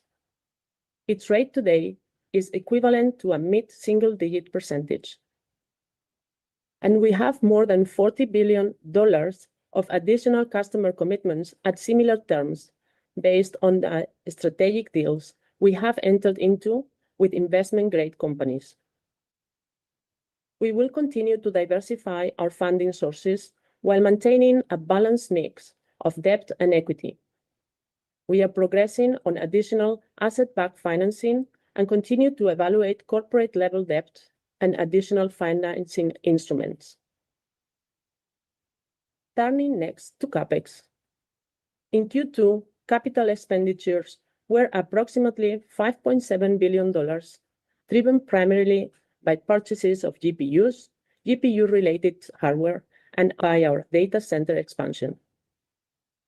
Our capital investments to date position us to achieve our capacity plans for the year. Let me turn to outlook. The solid progress we have achieved in the first half of the year bolsters our confidence in our outlook for 2026. As such, we are reaffirming our full year 2026 guidance across all metrics. We continue to expect annualized run rate revenue of $7 to $9 billion, group revenue of between $3 and $3.4 billion, group adjusted EBITDA margin of approximately 40%, and capital expenditures of $20 to $25 billion. And we remain confident in our ability to accelerate capacity deployment in the second half of the year and expect capacity deployed late in Q2 to begin contributing to revenue in Q3. As Arkady said, we are now building capacity for 2027 demand, supported by customer commitments already in place and providing near-term visibility into the revenue associated with this investment. And finally, we are actively pursuing opportunities to generate incremental high-margin revenue from our new models, our auction, our short-term capacity deals, as well as our asset-light business. In summary, our strong Q2 performance reflects our rigorous execution to scale the business profitably. We deliver solid revenue growth, we increase profitability, we opened a new capital-efficient path to capacity, and we expanded our funding alternatives. As we look ahead, we will continue to scale rapidly to capture the opportunity in front of us while remaining balanced, disciplined, and focused on delivering long-term value for our shareholders. And with that, I will turn the call over to Gilly for Q&A. If you would like to ask a question, please click the Ask a Question tab in the top right of the live stream player. Then just type in your question and click Submit. I'll now hand back to the Nebius management team for the Q&A session. Thank you, operator, and thank you, Dado. Our first question comes in from Ryan Lomtzis from Morgan Stanley. With the Vineland, New Jersey data center site hearing adjourning without a vote, can we just get an update on the site? How is capacity tracking? And with no vote taking place yet, how could this impact plans to ramp this site? Tom, can you help us answer that? Yeah, sure. Happy to. I'll start by touching on the public hearing side of things. And I guess maybe just one quick sort of general comment. Obviously, there's a broader set of issues and debate around data centers in the US. These are things that we track very closely, and we've generally found that we have an effective approach to moving into new regions, which is based on coming in early, being very open, transparent about what we're doing, engaging with the community, and actually answering the questions that come up. And we find that this is an effective approach, and the same approach that we've been applying in New Jersey around Vineland. So specifically around Vineland, so what overall we're on track with our delivery, and I'll let Andre speak a bit more detail about that from the kind of the construction and build out side. But with respect to the public hearing, so what's happening right now? Data One is seeking final approval for the amendment to their originally approved site layout plan. And the amendment to the site layout plan was a result of the decision to switch from the project's power source to Bloom. I'd say generally that the switch to Bloom, we think significantly enhances the project, including from a community perspective. It's an on-site power solution delivering reliable power quietly and ultra low emissions. I'd also say these types of hearings, these are all part of the normal process, and we very much build them into our schedule with these steps in mind. And so with respects to this hearing on the layout plan, so we're confident that the layout complies with all the applicable local, state, and federal laws and regulations. And we're optimistic that once the public has been heard, this will move quickly to approval. And we'll definitely keep you updated as we have more news. But with that, maybe I can ask Andre to add a couple of points just from the build out side. Yeah, sure, Tom. Hello, everyone. Well, we delivered all the tranches that we were required to deliver under the contract up to date. And we have all the reasons to believe that we will continue to deliver the remaining tranches as required by the contract. And probably to add color, construction of the building itself finished earlier this summer, and engineering fit out is progressing fairly well. And Bloom fuel cells deployment should be fast, and overall the switch to Bloom has been a valuable and a good pivot for the project, we believe, and with no significant impact expected on the project timeline. Tom? Okay, thank you. Our next question is, we're getting a lot of questions actually on this from the portal. Mark, maybe you can help us talk through our landmark deal announcements. Can you characterize how those processes ran and why these customers chose Nebius? Certainly. Thank you for the question. And we are very excited about these wins. Closing billion-dollar deals in our core AI cloud business is an important milestone in our go-to-market journey. It confirms our fundamental belief that we can build a diversified customer base at scale. All four were competitive wins following a similar pattern. Our scale, performance, and reliability were the differentiators. Also, each customer sees us as a long-term partner that they can grow with. In all cases, the customer already had an existing supplier, in some cases, hyperscaler, and they were looking to partner and expand with next-generation capacity and a platform. As a matter of fact, let me tell you about one of these wins. They were introduced to us by a key strategic partner late in Q1.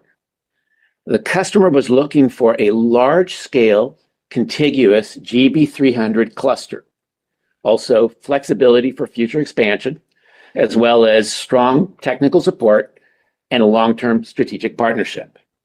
When we closed with them in May, they cited our responsiveness, our transparency, the white glove support they received, and our ability to provide their current U.S. deployment needs as well as future sovereign expansion as key differentiators. We are now in discussions with them for more capacity, and they're exploring our inference solution, Token Factory. All of these wins were earned wins, not inbound walk-ins. We had multiple engagement cycles before closing. The customers validated our technology through hands-on POCs. One of them told us it was quite literally the best POC they have ever had.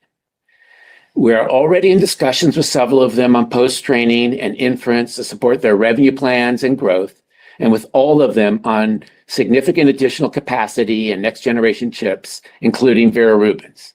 And yes, we have more deals just like them. Our pipeline generation stepped up again in Q2 and includes multiple opportunities over $1 billion, spanning AI natives, neo labs, and enterprises. Thank you, Mark. The next question we have comes from Alex Duval at Goldman Sachs. Andre, a large share of our deals we signed are tied to capacity arriving in late 2026 and through 2027. Given the sentiment around gigawatt scale data center build out, what gives you the confidence in our capacity ramp, and can you provide an update on our development timeline? Thank you, Gita. Well, we made a very good progress this year with our contracted power, and we exceeding our end of the year projections much earlier for 2026, and we will be raising, or we are raising actually the contracted power to 5 gigawatt now by the end of 2026. Almost all of that power will come online over the next 3, maybe to 3.5 years out of the contracted power, that number that we mentioned. And we are not stopping actually. This is being achieved by different region expansion and the mix of grid power and behind the meter power.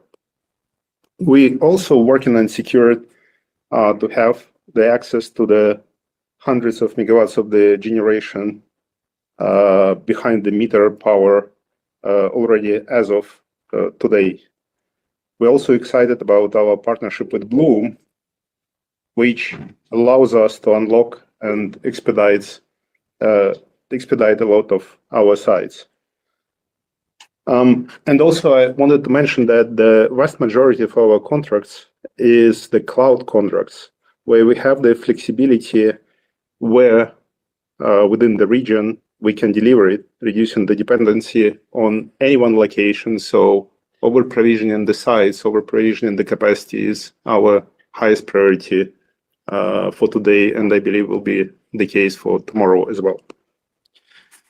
And general approach is we deploy as much capacity as we can, and we try to build in advance as much as we can as well. Thank you, Andre. Arkady, we've had a number of questions come in on our strategy. The market is moving quickly. You mentioned prices are increasing and you plan to expand capacity by more than 1 gigawatt per year. You also announced a lot of new initiatives this quarter. Help us make sense of how these fit into our broader long-term strategy. Yes, you're right. The market is evolving rapidly, actually even more rapidly than everybody expected. And the good thing about our business model and our platform as well is that they both allow us to evolve rapidly with the market. I will give you a couple of examples from just this quarter. First, as we all see, prices are changing fast, they're growing. And our model was built to build capacity in advance, but not to pre-sell it in advance. And that is why we have this available capacity now that can allow us to allocate it to shorter term and much higher margin contracts. The second example would be, as I mentioned, we also launched our first auction this quarter. This is the auction for the midterm contract. Why we were able to do so? Because again, we had free unallocated capacity and we had our multi-tenant platform. And we're just realizing the benefits from it. And we have similar flexibility on the capacity front. And again, it's a strategic advantage of the platform we have. The fact that our platform is universal and able to work on any third-party capacity gives us an opportunity to grow even faster. And this is what is our asset-light model is all about. So we see there are multiple ways to monetize the universality of our full stack platform on both software and hardware part of it. And the way we think about all of this is simple. This market is going to continue to move quickly and to grow quickly. And we will be sure that our business model and platform will stay flexible to allow us to capitalize, to use all this growth. Thanks, Arkady. Our next question comes from Arsenij Matovic from Wolf Research and was emphasized by many others from our portal. Relates to our new 775 million asset-backed financing. Debt markets have been volatile and all-in costs have generally moved higher. Are you still comfortable leaning on debt from here, or should we expect greater use of equity through the ATM or perhaps a convertible? Dado? Thank you, Arsenij. Well, our approach is not about making a call on the markets. Really, our approach is to match the right financing instrument with the right assets, while remaining disciplined about three things: our cost of capital, minimizing shareholder dilution, and maintaining a strong and healthy balance sheet. Our first sources of capital remain customer prepayments and operating cash flow. We expect more than 9 billion of upfront customer prepayments in 2026. Clearly, this directly reduces the amount of external financing we need as we continue to scale. Beyond that, asset-backed financing is an important part of our strategy. The 775 million facility we completed in July, priced as SOFR plus 250 basis points, was backed by deployed GPUs infrastructure and contracted cash flows from an investment-grade customer. It demonstrated that even in a more volatile market, there is a strong demand to finance these contracted cash flows on attractive terms. And look, with more than 40 billion of committed backlog, we believe this is a highly scalable and repeatable financing model. Obviously, we expect to continue accessing this market as we deploy additional capacity. And also beyond asset-backed financing, we have significant flexibility. We currently have almost no corporate level debt, so that represents an additional source of capital that we can evaluate as the business scales. Equity and equity-linked financing, such as the ATM or potentially convertibles, offer additional sources of funding. And we evaluate those alongside all of our other funding options as we source of capital. We are actively considering further equity-linked and asset-backed financing options and continue to evaluate corporate-level debt and other financing alternatives. So overall, we remain very comfortable with our funding position. So we do have multiple sources of capital available to us, and we will continue to optimize across them with a focus on cost of capital, limiting dilution, and maintaining a disciplined balance sheet. Thank you, Dado. Our next question comes from Tyler Radke with Citi. And Mark, this one is for you. How do you think about the mix of allocating 2027 capacity between short-dated capacity versus multi-year deals? Is there a threshold of ACV per megawatt you are waiting for on the longer-dated deals to sign into those? Thank you, Tyler. Before I dive in, let me just make sure and clarify the deals with a little bit more nuance, the type of deals that we're doing with a little bit more nuance. Our medium term or midterm contract durations are for the most part, are AI cloud customer agreements.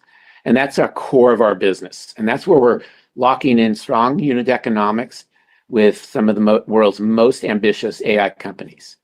And then separately, as you called out, we have the shorter term opportunities and durations. And these are premium deals. And that includes, as an example, the auction that we described today, as well as the ability to capture sort of the shorter term scale contracts that we mentioned. In practice, what we strive to do is to optimize across customer type, price, payment structure, duration, and deal size, rather than strictly looking at a single variable or a compiled metric. Our current emphasis is taking care of existing customers, followed by new logos, and then terms. Terms in order of priority, including price, then upfront prepayment, then duration. So a bit wider than purely ACV per megawatt. We have also, at the same time, tactically shortened how far in advance we sell capacity. So in effect, selling closer to deployment, which at the end of the day has improved the pricing that we can derive while preserving our agility. We're deliberately allocating a portion of capacity for short-term and immediate needs, because that is where we currently see the highest potential for combined realized value. To summarize, as we've deployed capacity looking towards the latter half of this year and into next year, we will allocate across both medium and short-term deals using this with our customer and terms lens that I mentioned earlier. Thank you, Mark. This next question comes from James Kisner at Water Tower. XAI has begun selling compute at premium prices. What does that say about market pricing for AI capacity? And are you seeing similar strength on new contracts and renewals? What does this mean for Nebius? Probably I will take it. It's Arkady. Definitely, we don't see any change here for Nebius or our plans to change. We are playing on basically on the same market as the three big hyperscale clouds. The whole AI cloud market is growing massively, from hundreds of billions of dollars per year to probably $1 trillion, some people say more. And there is no doubt that the main existing players will continue to grow with the market, right? But there is also definitely there is an opening for the new entrants, for the independent players like us. And yes, we want to build a gigawatt capacity per year. Yes, there is not so many companies doing that. The numbers look great, big, but the market as a whole is growing by tens of gigawatts per year. It's like multiple of order larger.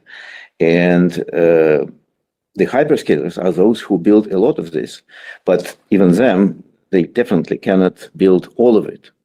And somebody needs to help them to build. And that's not us. Because somebody needs to build the rest of the market, and that will be us. This is our part. And this is where we see the biggest opportunity for us. So coming back to the question, new players coming to the market don't change the market for us. They actually just, I think, validate the market. Thank you, Arkady. Our next question is from Rob Oliver from Baird. Is your strong positioning in open weight driving increased inference among clients? Roman, this one's for you. Yeah, thank you, Gilly, thank you for the question. First of all, we believe that customers, businesses and even society benefit from competition and diversity. We were committed to an open AI ecosystem from the beginning of the company and providing open infrastructure without locking. So customers get flexibility, control over their data and models, freedom in how they deploy. And at scale, the economics matter. Companies at the frontier of adoption of AI adoption are seeing the cost of token consumption and asking, can AI not only solve the task, but do so with economics that allow it to scale? And another important question is how to extract value from specialized knowledge and data held within enterprises and where there are people, and convert it into better performing AI systems. Everybody is saying that data is the mode and maybe the only mode. All of this is driving companies towards more specialized models. Open source models are valuable not simply because they are available, but because they can be tuned, trained, and eventually optimized for a particular use case of a particular customer, particular business. What has changed is that the quality of open models is improving rapidly.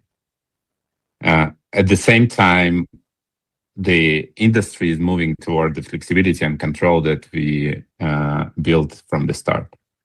So Token Factory provides day zero support for frontier open models, and the velocity is just crazy. If you look just in the last 4 weeks, we got Nematron Ultra, GLM 5.2, Kimi K3, new DeepSeek Flash, Minimax 3. Today, new Nematron Lighting was released. But availability alone is not enough. We are building the capabilities to serve these models without compromising quality, cost, and performance. Let's take GLM 5.2 as an example. Some people called the moment when this model was released the DeepSeek Moment 2. Our implementation achieved a 100% quality score and leading performance validated by independent benchmarking and artificial analysis. That position us in a great spot to grow and drive the demand to open source models that we see at the market now. Thank you, Roma. A follow-up from Rob. Can you provide any early color on the asset-light offering, early customer engagement, and how the economics look for you versus your core? Arkady, do you want to take this one? Yeah. Yes, first of all, we're growing globally, but we're still a startup, and we should be very mindful about where we invest our own capital. We can go into all markets instantly and simultaneously. That's why we're very open to working with partners, and our platform allows us to do so. After we announced our asset-light model, we have had dozens of inquiries from potential partners who have significant capacity and enough capital, but don't know how to build and how to sell it. With GPU increasingly becoming an investable asset, look at the recent news, we expect more and more companies who will want to come to the market, but will need our help to deliver this capacity to customers. By having the right tech platform and access to the market, we can help them. So this is actually exactly what we can easily offer to them, and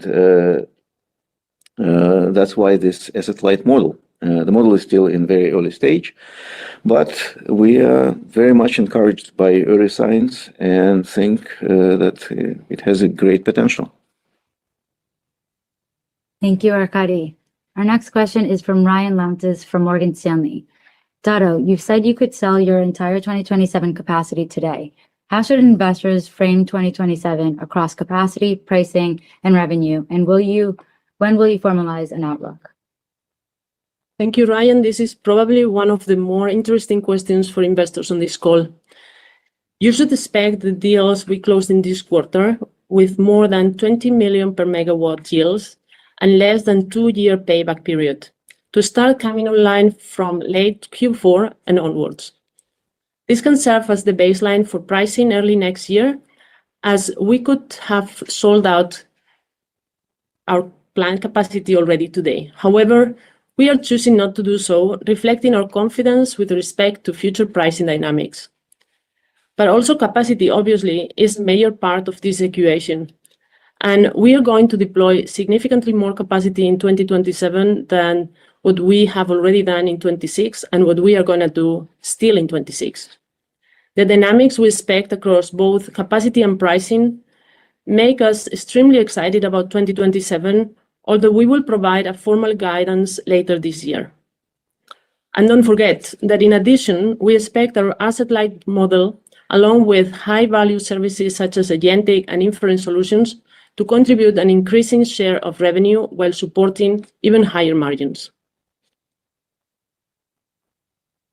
Thank you, Dado. Our next question is from Brett Knockbach at Cantor.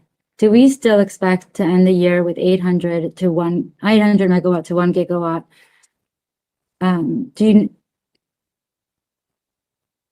I see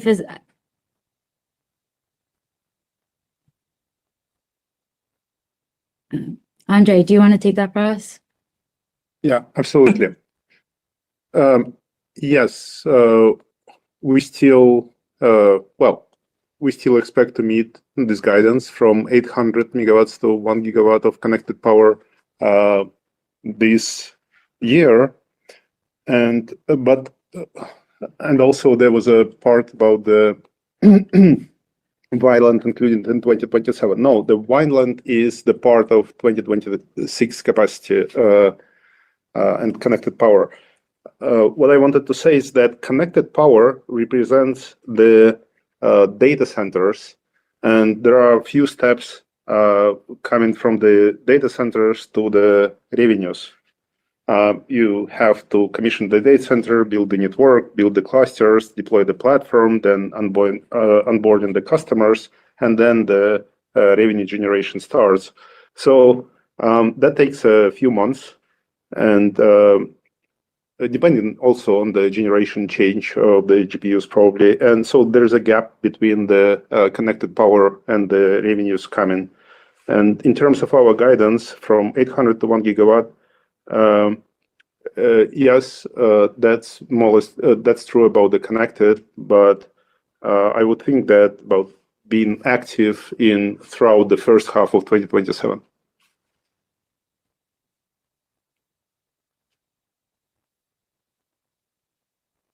Thank you, Andre. We also have a question from BNP Paribas, from Stefan Slowinski, specifically around our 40 million per megawatt monetization in Q3. Is this reflective of initial pricing from selling Vera Rubin capacity? Andre, do you want to talk about the ramp of Vera Rubin capacity? Yeah, absolutely.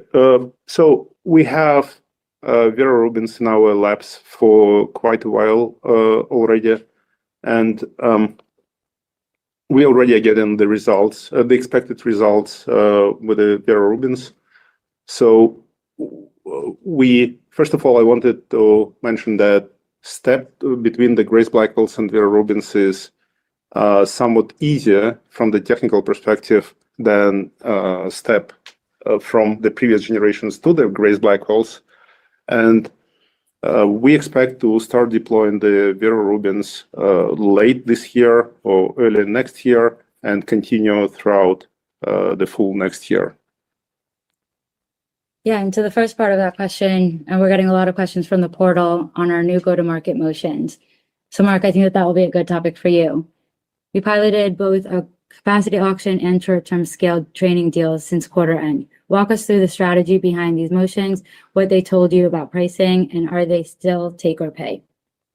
Thank you, Gili.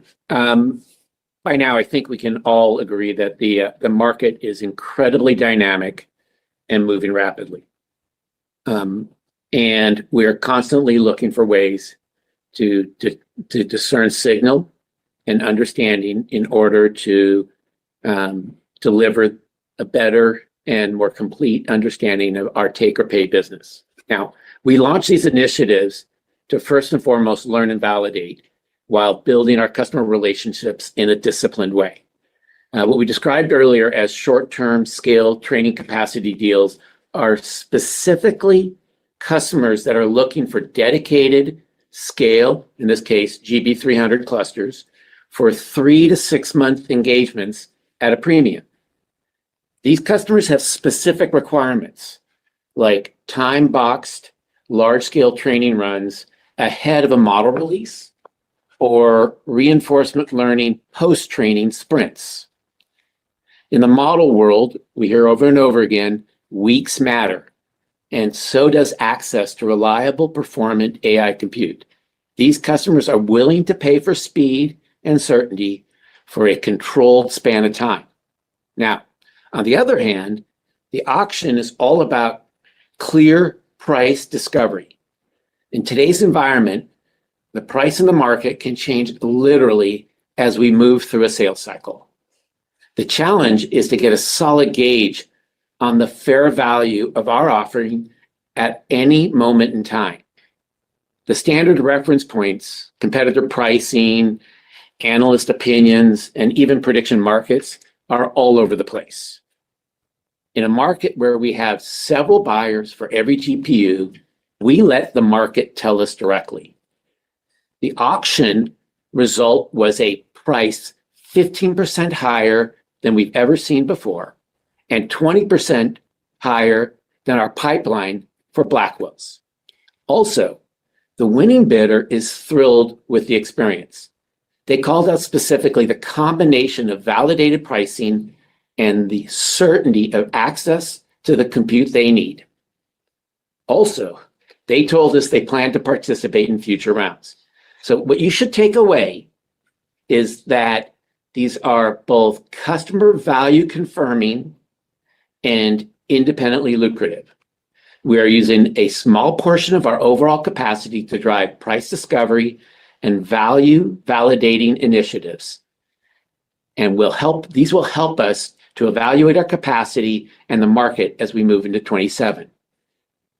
They will both have a broad impact across our pricing, packaging strategy, deal negotiations, and they inherently have faster close to deployment cycles. Thank you, Mark. We're getting a lot of questions around the deployment of more than 1 gigawatt of new capacity starting in 2027. Dado, can you talk us through how we're planning on funding this CapEx at scale, and how do we prioritize our funding sources?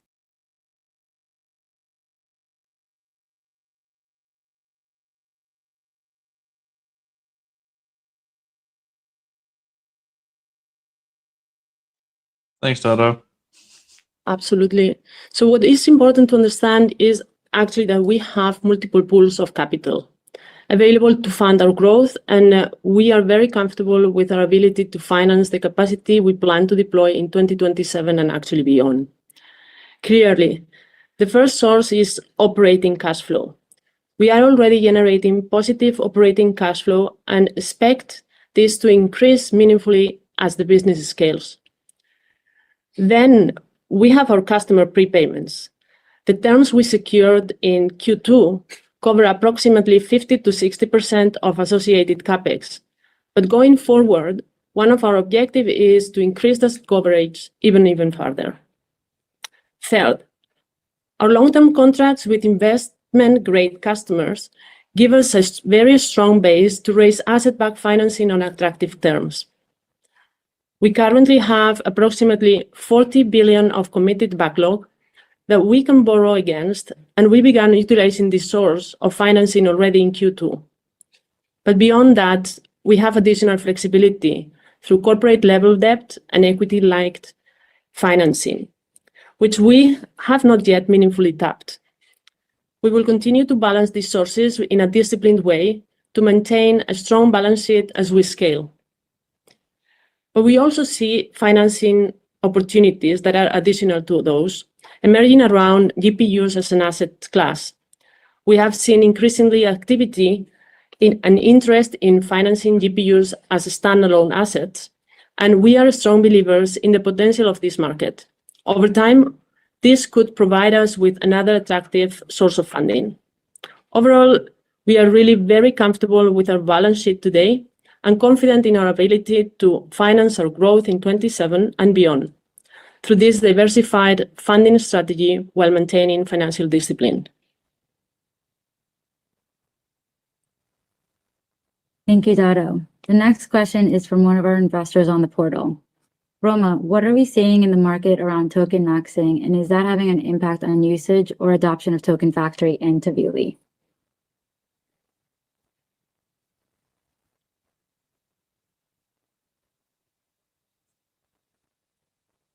Yeah, thank you for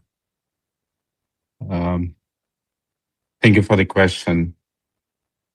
First of all, I wanted to start with a reminder about our first inflection event that we held in June.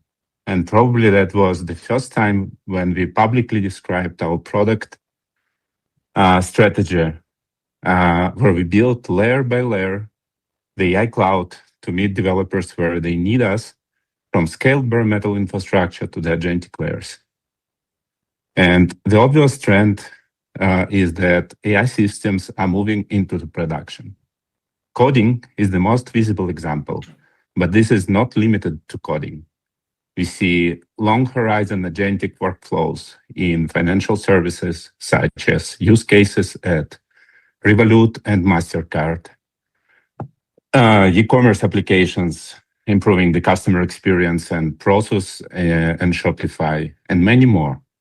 For example, Sword Health in healthcare, or Hixfield in marketing automation, and other verticals. We also, as always, customer zero for ourselves. Echo, our own infrastructure agent, shipped at the last cloud release, runs an open source model served by Token Factory. The challenge that we see for the customers is scaling complex systems that combine multiple models, inference engines, and tools. We help solve this with our suite of services, including Token Factory for reliable high-performance inference and post-training, and Tavily for grounding, particularly as companies move from closed ecosystems with built-in search towards more open ecosystems. Eigen AI and Clarify teams are fully integrated into Token Factory effort and already shipping inside our roadmap. We see day zero support for the major open model launches, measurable performance optimization post-launch, and independent benchmarks, as I said earlier, continuing to rank us among the leading inference platforms. Q2 was also Tavily's first full quarter within Nebius. Its developer community grew to more than 2.5 million developers from 1 million in February. And it launched keyless paper search built for autonomous agent consumption. And it achieved the set of certification for enterprise deployments. We also see more customers post-train their own models, creating additional demand for inference and grounding throughout the development cycle, not only in production. Reinforcement learning rollouts, evaluations, synthetic data generations, and grounded training workflows all require significant inference capacity and reliable access to external information. These trends validate our strategy of building a vertically integrated platform that delivers attractive total cost of ownership and supports diversified workloads. We want to serve customers across the full AI lifecycle, from training and post-training to inference and grounding. This is where our infrastructure and software come together as a strong offering, and we are only getting started. New workloads are bringing new requirements to the physical infrastructure as well. And again, we can address them as we build the full stack. And not only bringing new generations of GPUs that Andre mentioned, agentic orchestration, tool calling, and data preparations are CPU heavy. So we are adding ARM and CPU deployments alongside the GPU fleet.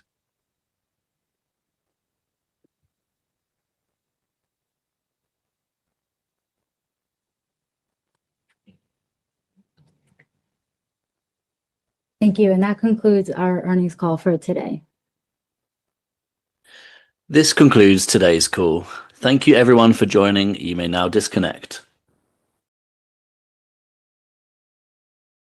Oh, they were just going to let it die in silence at the end. I'm like, oh, no mic drop moment. Very good, though. What do you guys think? Yeah, great. You sound excited. No, It's good, yeah. I really like the comments as well on the asset light model, where you were saying like, hey, we have a lot of potential partners with capacity, but they don't know what to do with it. So I think that's going to be ramping up to be a bigger business line very, very quickly, like before we know it. Yep.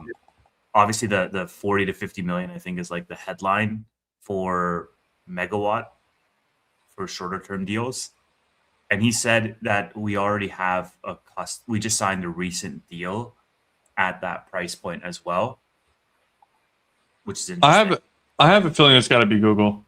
It's got to be Google. Q2, they said they're going to hurt margins. Like, no wonder it hurts your margins when you're paying 40 to 50 million per megawatt. Like, yeah, I think it's Google. I thought it was really, really bullish call. Obviously, they gave some details of Vineland and said everything's on track still. They don't expect the change to Bloom Energy to delay their schedule delivery tranches. So that was pretty bullish. But those contracts between 40 to 50 million dollars per megawatt are for Vera Rubins, obviously. So they will only impact the numbers starting in 2027. Yep. So I'm not sure if it's Google. I would actually not bet on that, but maybe. It could Did I hear the connected power for this year is still the same, right? 800 to 1 gigawatt. That's what I heard. Did I understand that for mid-2027, it's expected to be the active power? I think so. I think that's what I heard too. But I'm not like sure part of the question got cut off a little bit. They said that they basically said that clarify that connected power is not active power.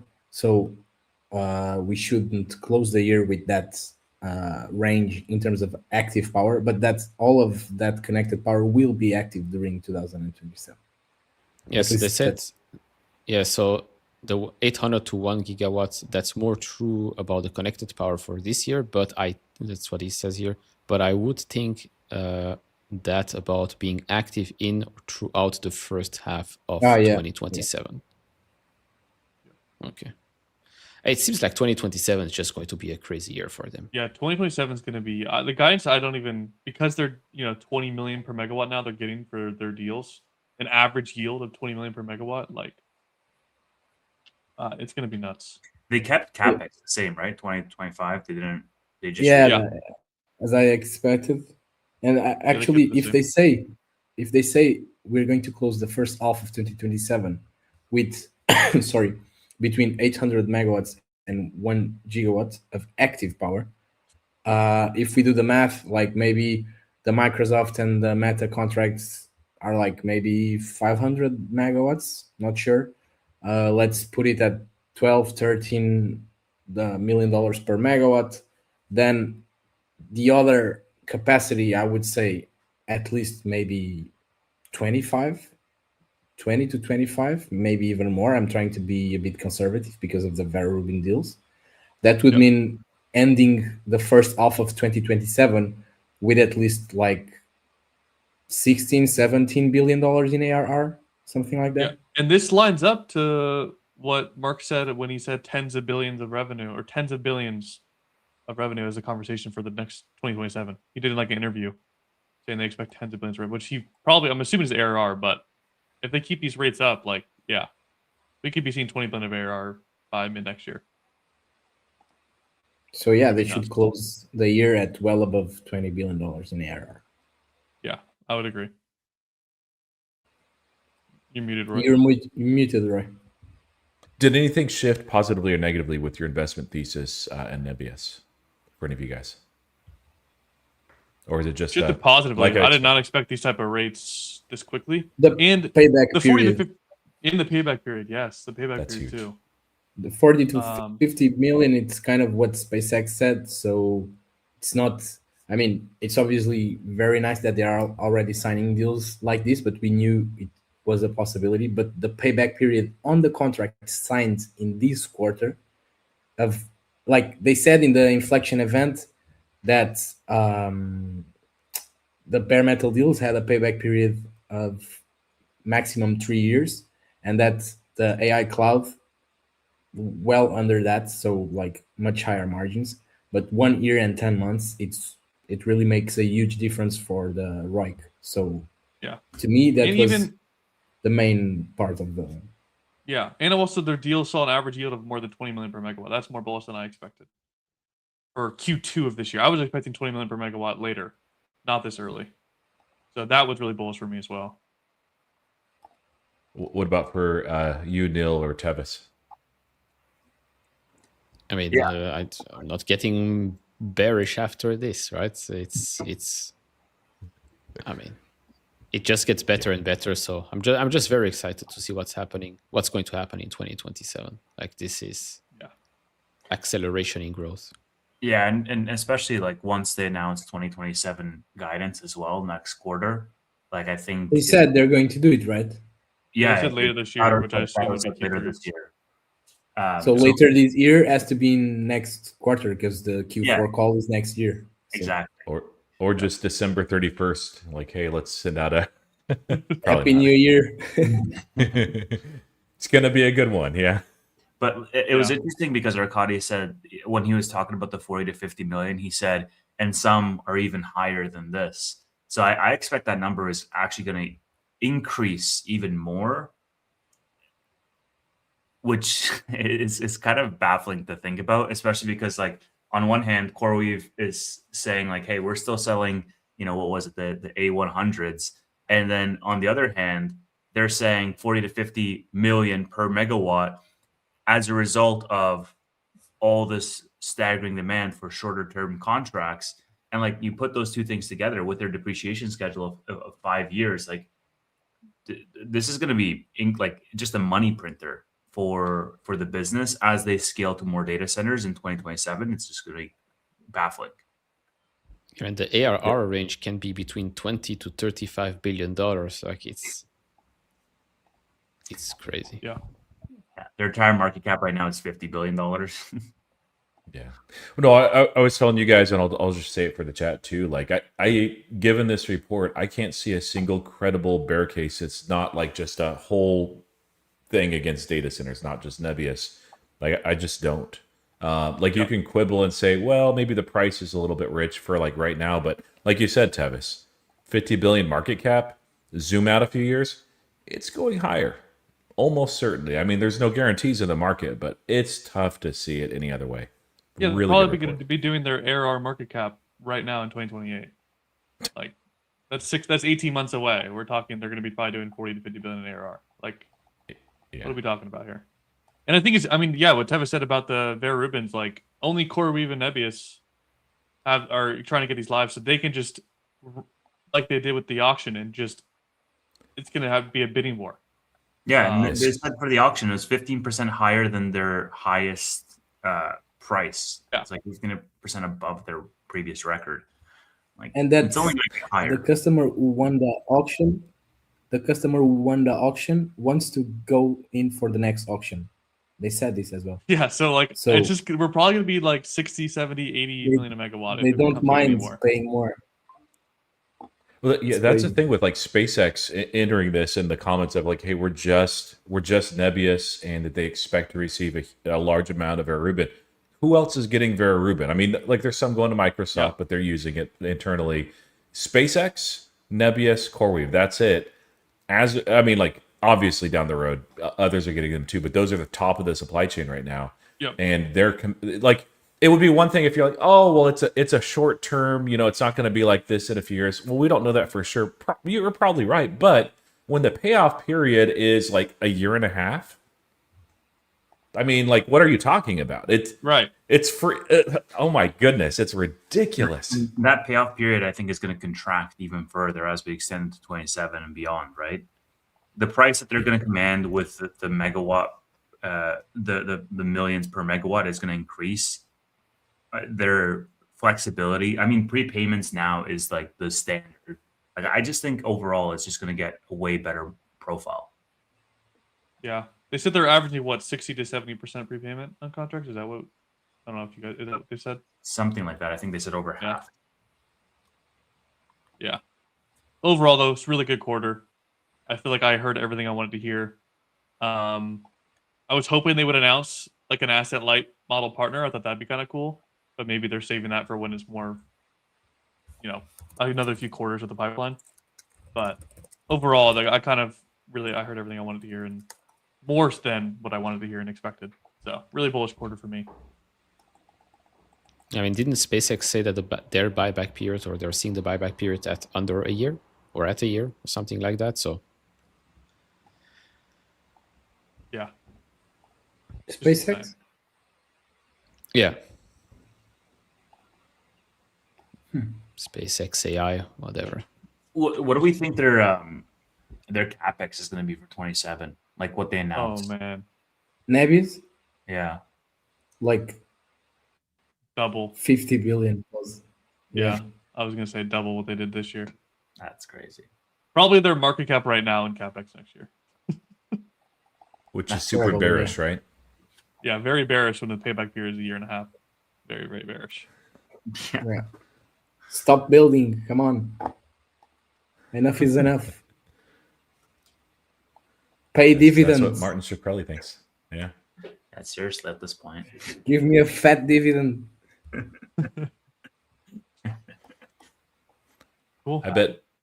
I think that in this, like, again, like they did a great job of the entire report. Numbers are very, very good. They did a good job handling some of the questions, which, were fair questions to ask. I still think that bears are just going to do what bears tend to do, is just double down on the same talking points, ignore the data, ignore what they're saying here, and say, oh, this is like a one-time thing. This can't last forever. And they're just going to be wildly offsides. But hey, let them. Dude, isn't there like a 20% short interest on this as we stand? Bloomberg should, I thought 29. Either way, it's in the 20s, which is still ridiculous. But most of it is because of the convertibles, so there won't be any squeeze. Like, I don't expect. I mean, we can have days that we're most used of it to. is because of convertibles. I don't know about that. Yeah, most likely, yeah. For CoreWeave, it is 20% without that. So without what? They don't have the convertibles edge. Yeah. How can you know? Like, well, they don't have much in the way of senior convertibles, so that's what I'm saying. Versus Nebius, that's the model that they went. Corey's like, hey, let's just take on debt. I'm not sure if it's most of it, but at least a good part. Yeah, but I mean, I bet Michael Burry will say he covered the short last week. Yeah, and let his subscribers like melt with him. He shorted at what, 221, right? It would be like really, really a bad look to cover after just the stock going down because you announced it. Dude, I wouldn't be surprised if he comes out saying, I'm doubling down on Nebius. My price. Yeah, that's also it's 100% doubling down. Yeah, most likely, yeah. I hope so. I do too. So if they're selling an average of 20 megawatt deals, 20 million per megawatt deals, like, do we think ARR sandbagged heavily for this year? Yeah, because they're closing 20 million per megawatt in Q2, so Q3 could be 22. Yeah, but closing in Q2 doesn't mean the contracts start in Q2. Right. Yeah, I get that. The thing with Nebius and also CoreWeave is they've already yeah, there is some supply coming online, but for the most part, like they've already made these agreements, they're already set. So those are like very easy numbers to guide for. Versus like next year. Next year is heavily sandbagged, especially for Nebius given Yeah. these numbers. I would agree. Yeah. So are we waiting until? Go ahead. What was the ARR for further out for Nebius? I think analysts are guiding between 16 to 18 next year, guys. Right? Something like that. No, I think it was like, wasn't it like 12 to 13? Yeah, I think I have a midpoint of maybe 14. That's revenue, actually. probably, no? Yeah. Either way, I think ARR and revenue is sandbagged or very underreported. Yeah. No, They'll probably be doing 25 billion. I just want to see what some analysts have to say, like D.A. Davidson. And you know, the guy, the analyst that wrote the report liked my post. Really? Yeah. Hey, following you as alpha. I mean, he follows me since the beginning. He was one of the first analysts covering Nebius, and I mean, he had always like, I mean, not a good, like I can't say it was the most sophisticated report, but it was, so it was right. But yeah, I mean, it just didn't make sense to me, the logic. I mean, yes, Vinland could have delays. I said that, but the logic like was using the authority argument that he had a site visit. I mean, the site visit was driving around and taking some pictures from the outside. That's not really a site visit. I mean, I have the pictures from the report. I stopped posting like screenshots of sell side research because I got an email. Morgan Stanley like reported me to X, and they said like next time we delete your account or something like that. So I went and deleted all my posts with sell side research, and I saw like the lists they report like 1,000 companies, Morgan Stanley, 1,000 accounts. Sorry.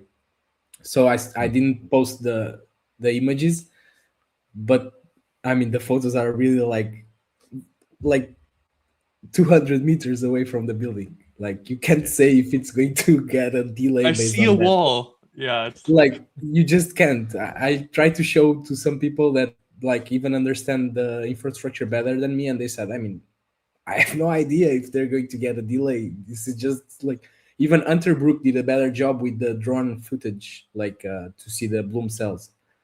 But again, it could have delays, and it still could have delays after this reassurance from management. I just thought it was crazy to lower your target by 30% because you allegedly had a site visit and you listened to a public hearing that was live streamed online. That was the authority arguments they used.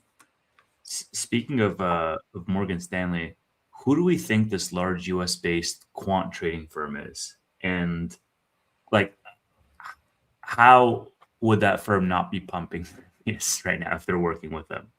Like, is this Citadel? Is it Jane Street? Like, who do you guys think this is? Because it's over $1 billion of ACV. Who are all the quant besides Jane Street and Citadel? Who are all the others? Two Sigma, Renaissance. Honestly, Citadel makes sense. I would say Renaissance. Or maybe Michael Burry opened a company. Goldman. That's interesting. Yeah, Goldman I think is reasonable. It's not Jane Street. Jane Street's a Corey customer. I mean, they can have multiple customers. Well, we know it's $1 billion deal, so like for Corey, I guess you could, yeah. So it's sizable enough that I mean maybe, and they operate their own databases as well. So I'm just saying this because it's quite common to have like for example, Shopify has Google and Nebius. Yeah, so this will become an orchestration at some point, but yeah, with that size of a deal, I'd be a little surprised. But yeah, they can't really be spending billions on compute. I mean, maybe they fire all the analysts and just let the bots do the work. So price targets from you guys. If you don't do price targets, totally fine. I saw a few comments, and that's always a fun thing. Do you guys have price targets, either long term or short term on Nebius? Long And are you term, revising up? the company is going to be worth multiple hundreds of billions of dollars. That's Agreed. the target for me. In Yeah, the that's short term, that's I don't my know. internal target. I mean, my price target got hit this year. Mine was $200. It got hit, and revised it to 350 for next 12 months. So I'm going to stick with that for now until that gets hit.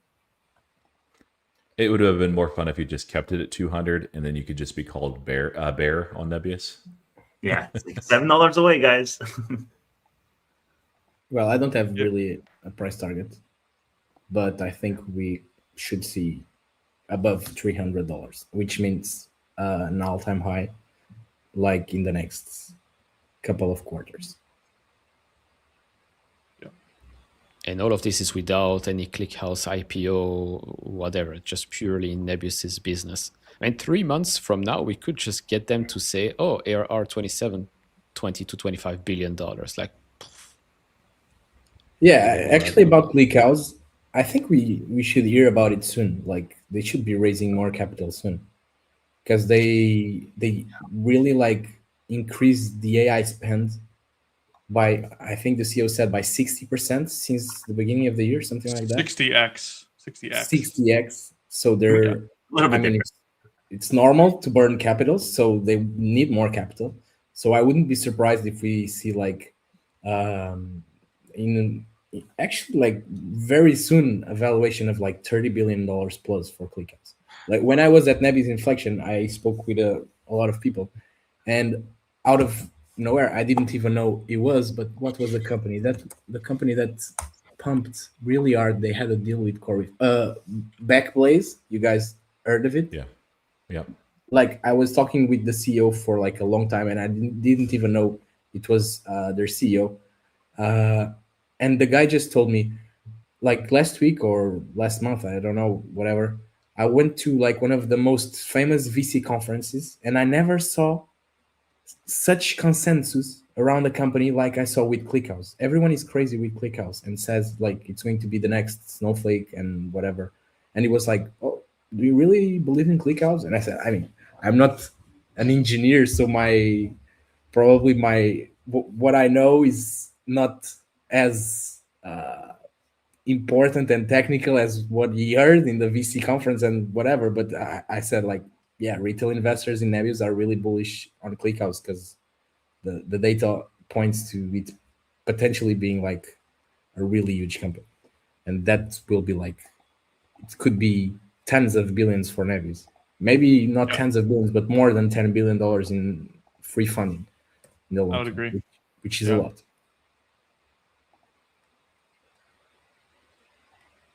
Also, analyst estimates, it looks like from Perplexity and Claude, are saying 11.5 billion for 2027 is the revenue estimates across analysts.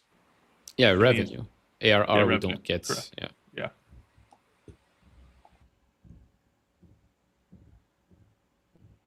Which is too Waiting low. for market open.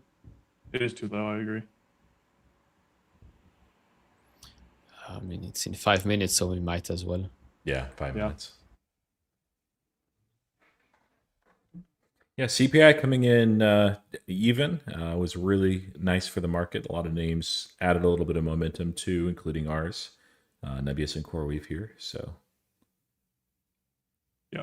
And don't be, like a lot of times when you see these massive gains in overnight trading or pre-market, guys, if you're newer to the market, you may see, well, you can see it either direction. There might be a lot of buying pressure too, but people will take profits. There's short-term traders always. There's people that are like, hey, I've made a lot of money. Let me get out of these. And so if you see a big spike down, it doesn't mean, oh, everything that we just listened to is just now invalidated. So yeah.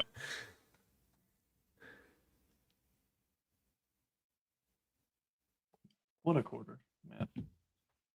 Now I'm really just like super excited for Q3 with getting 2027 guidance. Like that's going to be so much fun. Because I don't think the market expects what they're going to come out with, honestly. Do you think that's going to be? Good. like full guidance, or just like, hey, our annual run rate target that we're aiming for at the end of next year is this? I don't know. I'm trying to remember in Q3 last year what they did. I think they gave ARR and revenue. I don't know if they gave CapEx for full year. They might have given it for like the quarter. But I forget, honestly. I know they gave ARR and revenue.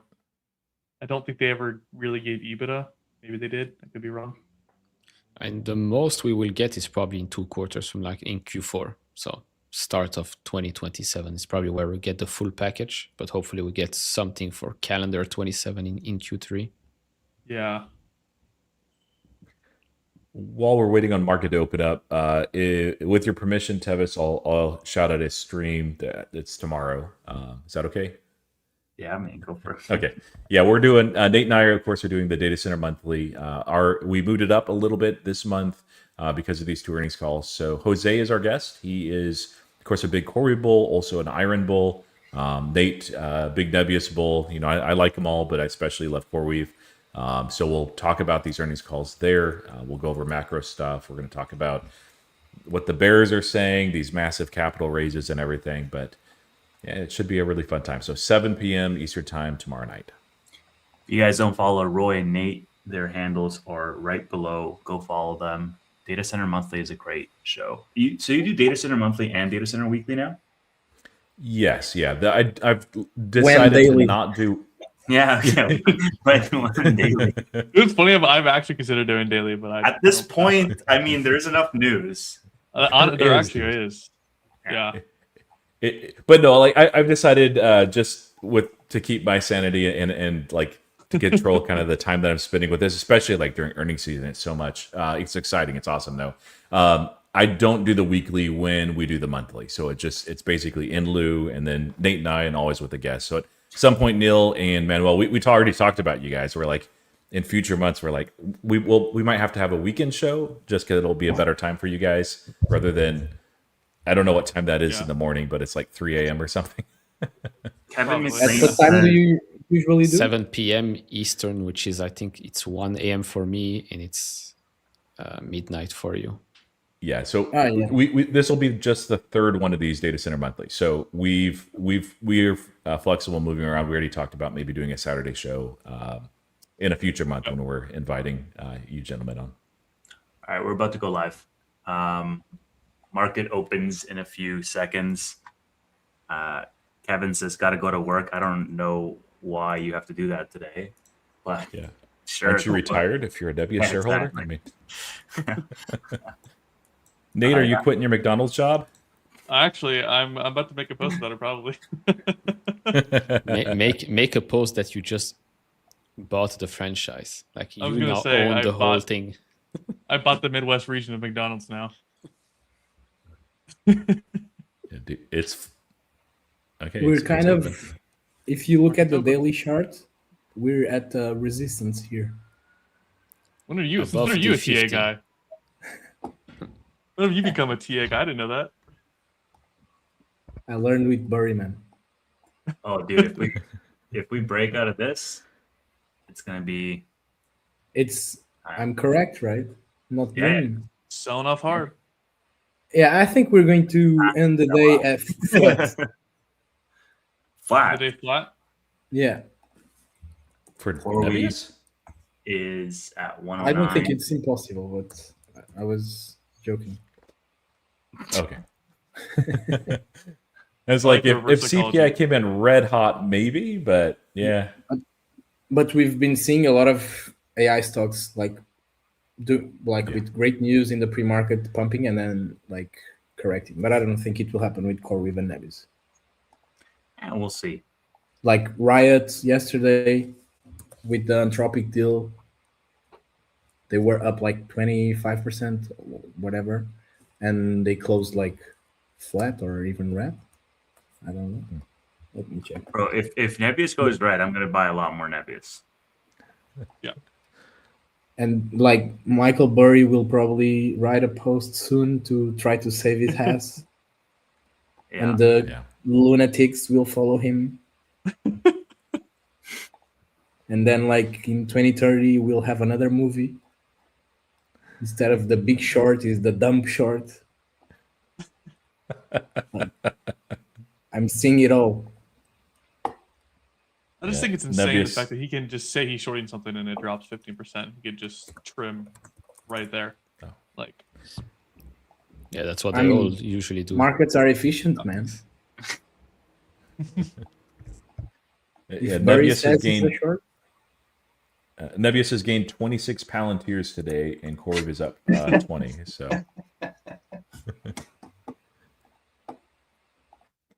All right. but Corey is holding better, I guess. yeah, the CO went on. I've not seen any of it yet on Over CNBC, 110. so it may be king off of that.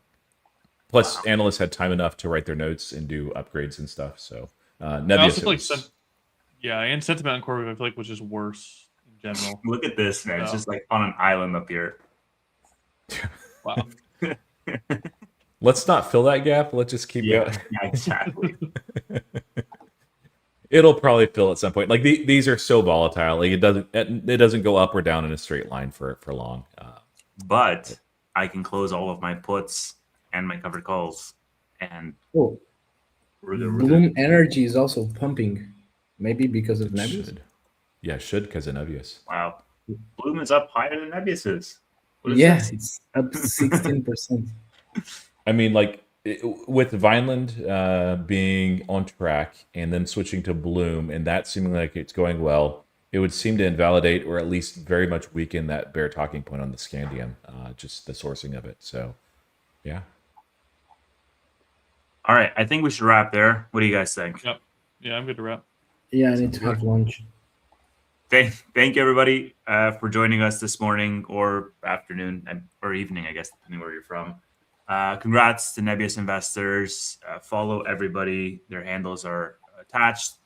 And we will see you next time. Goodbye. Thanks, everyone.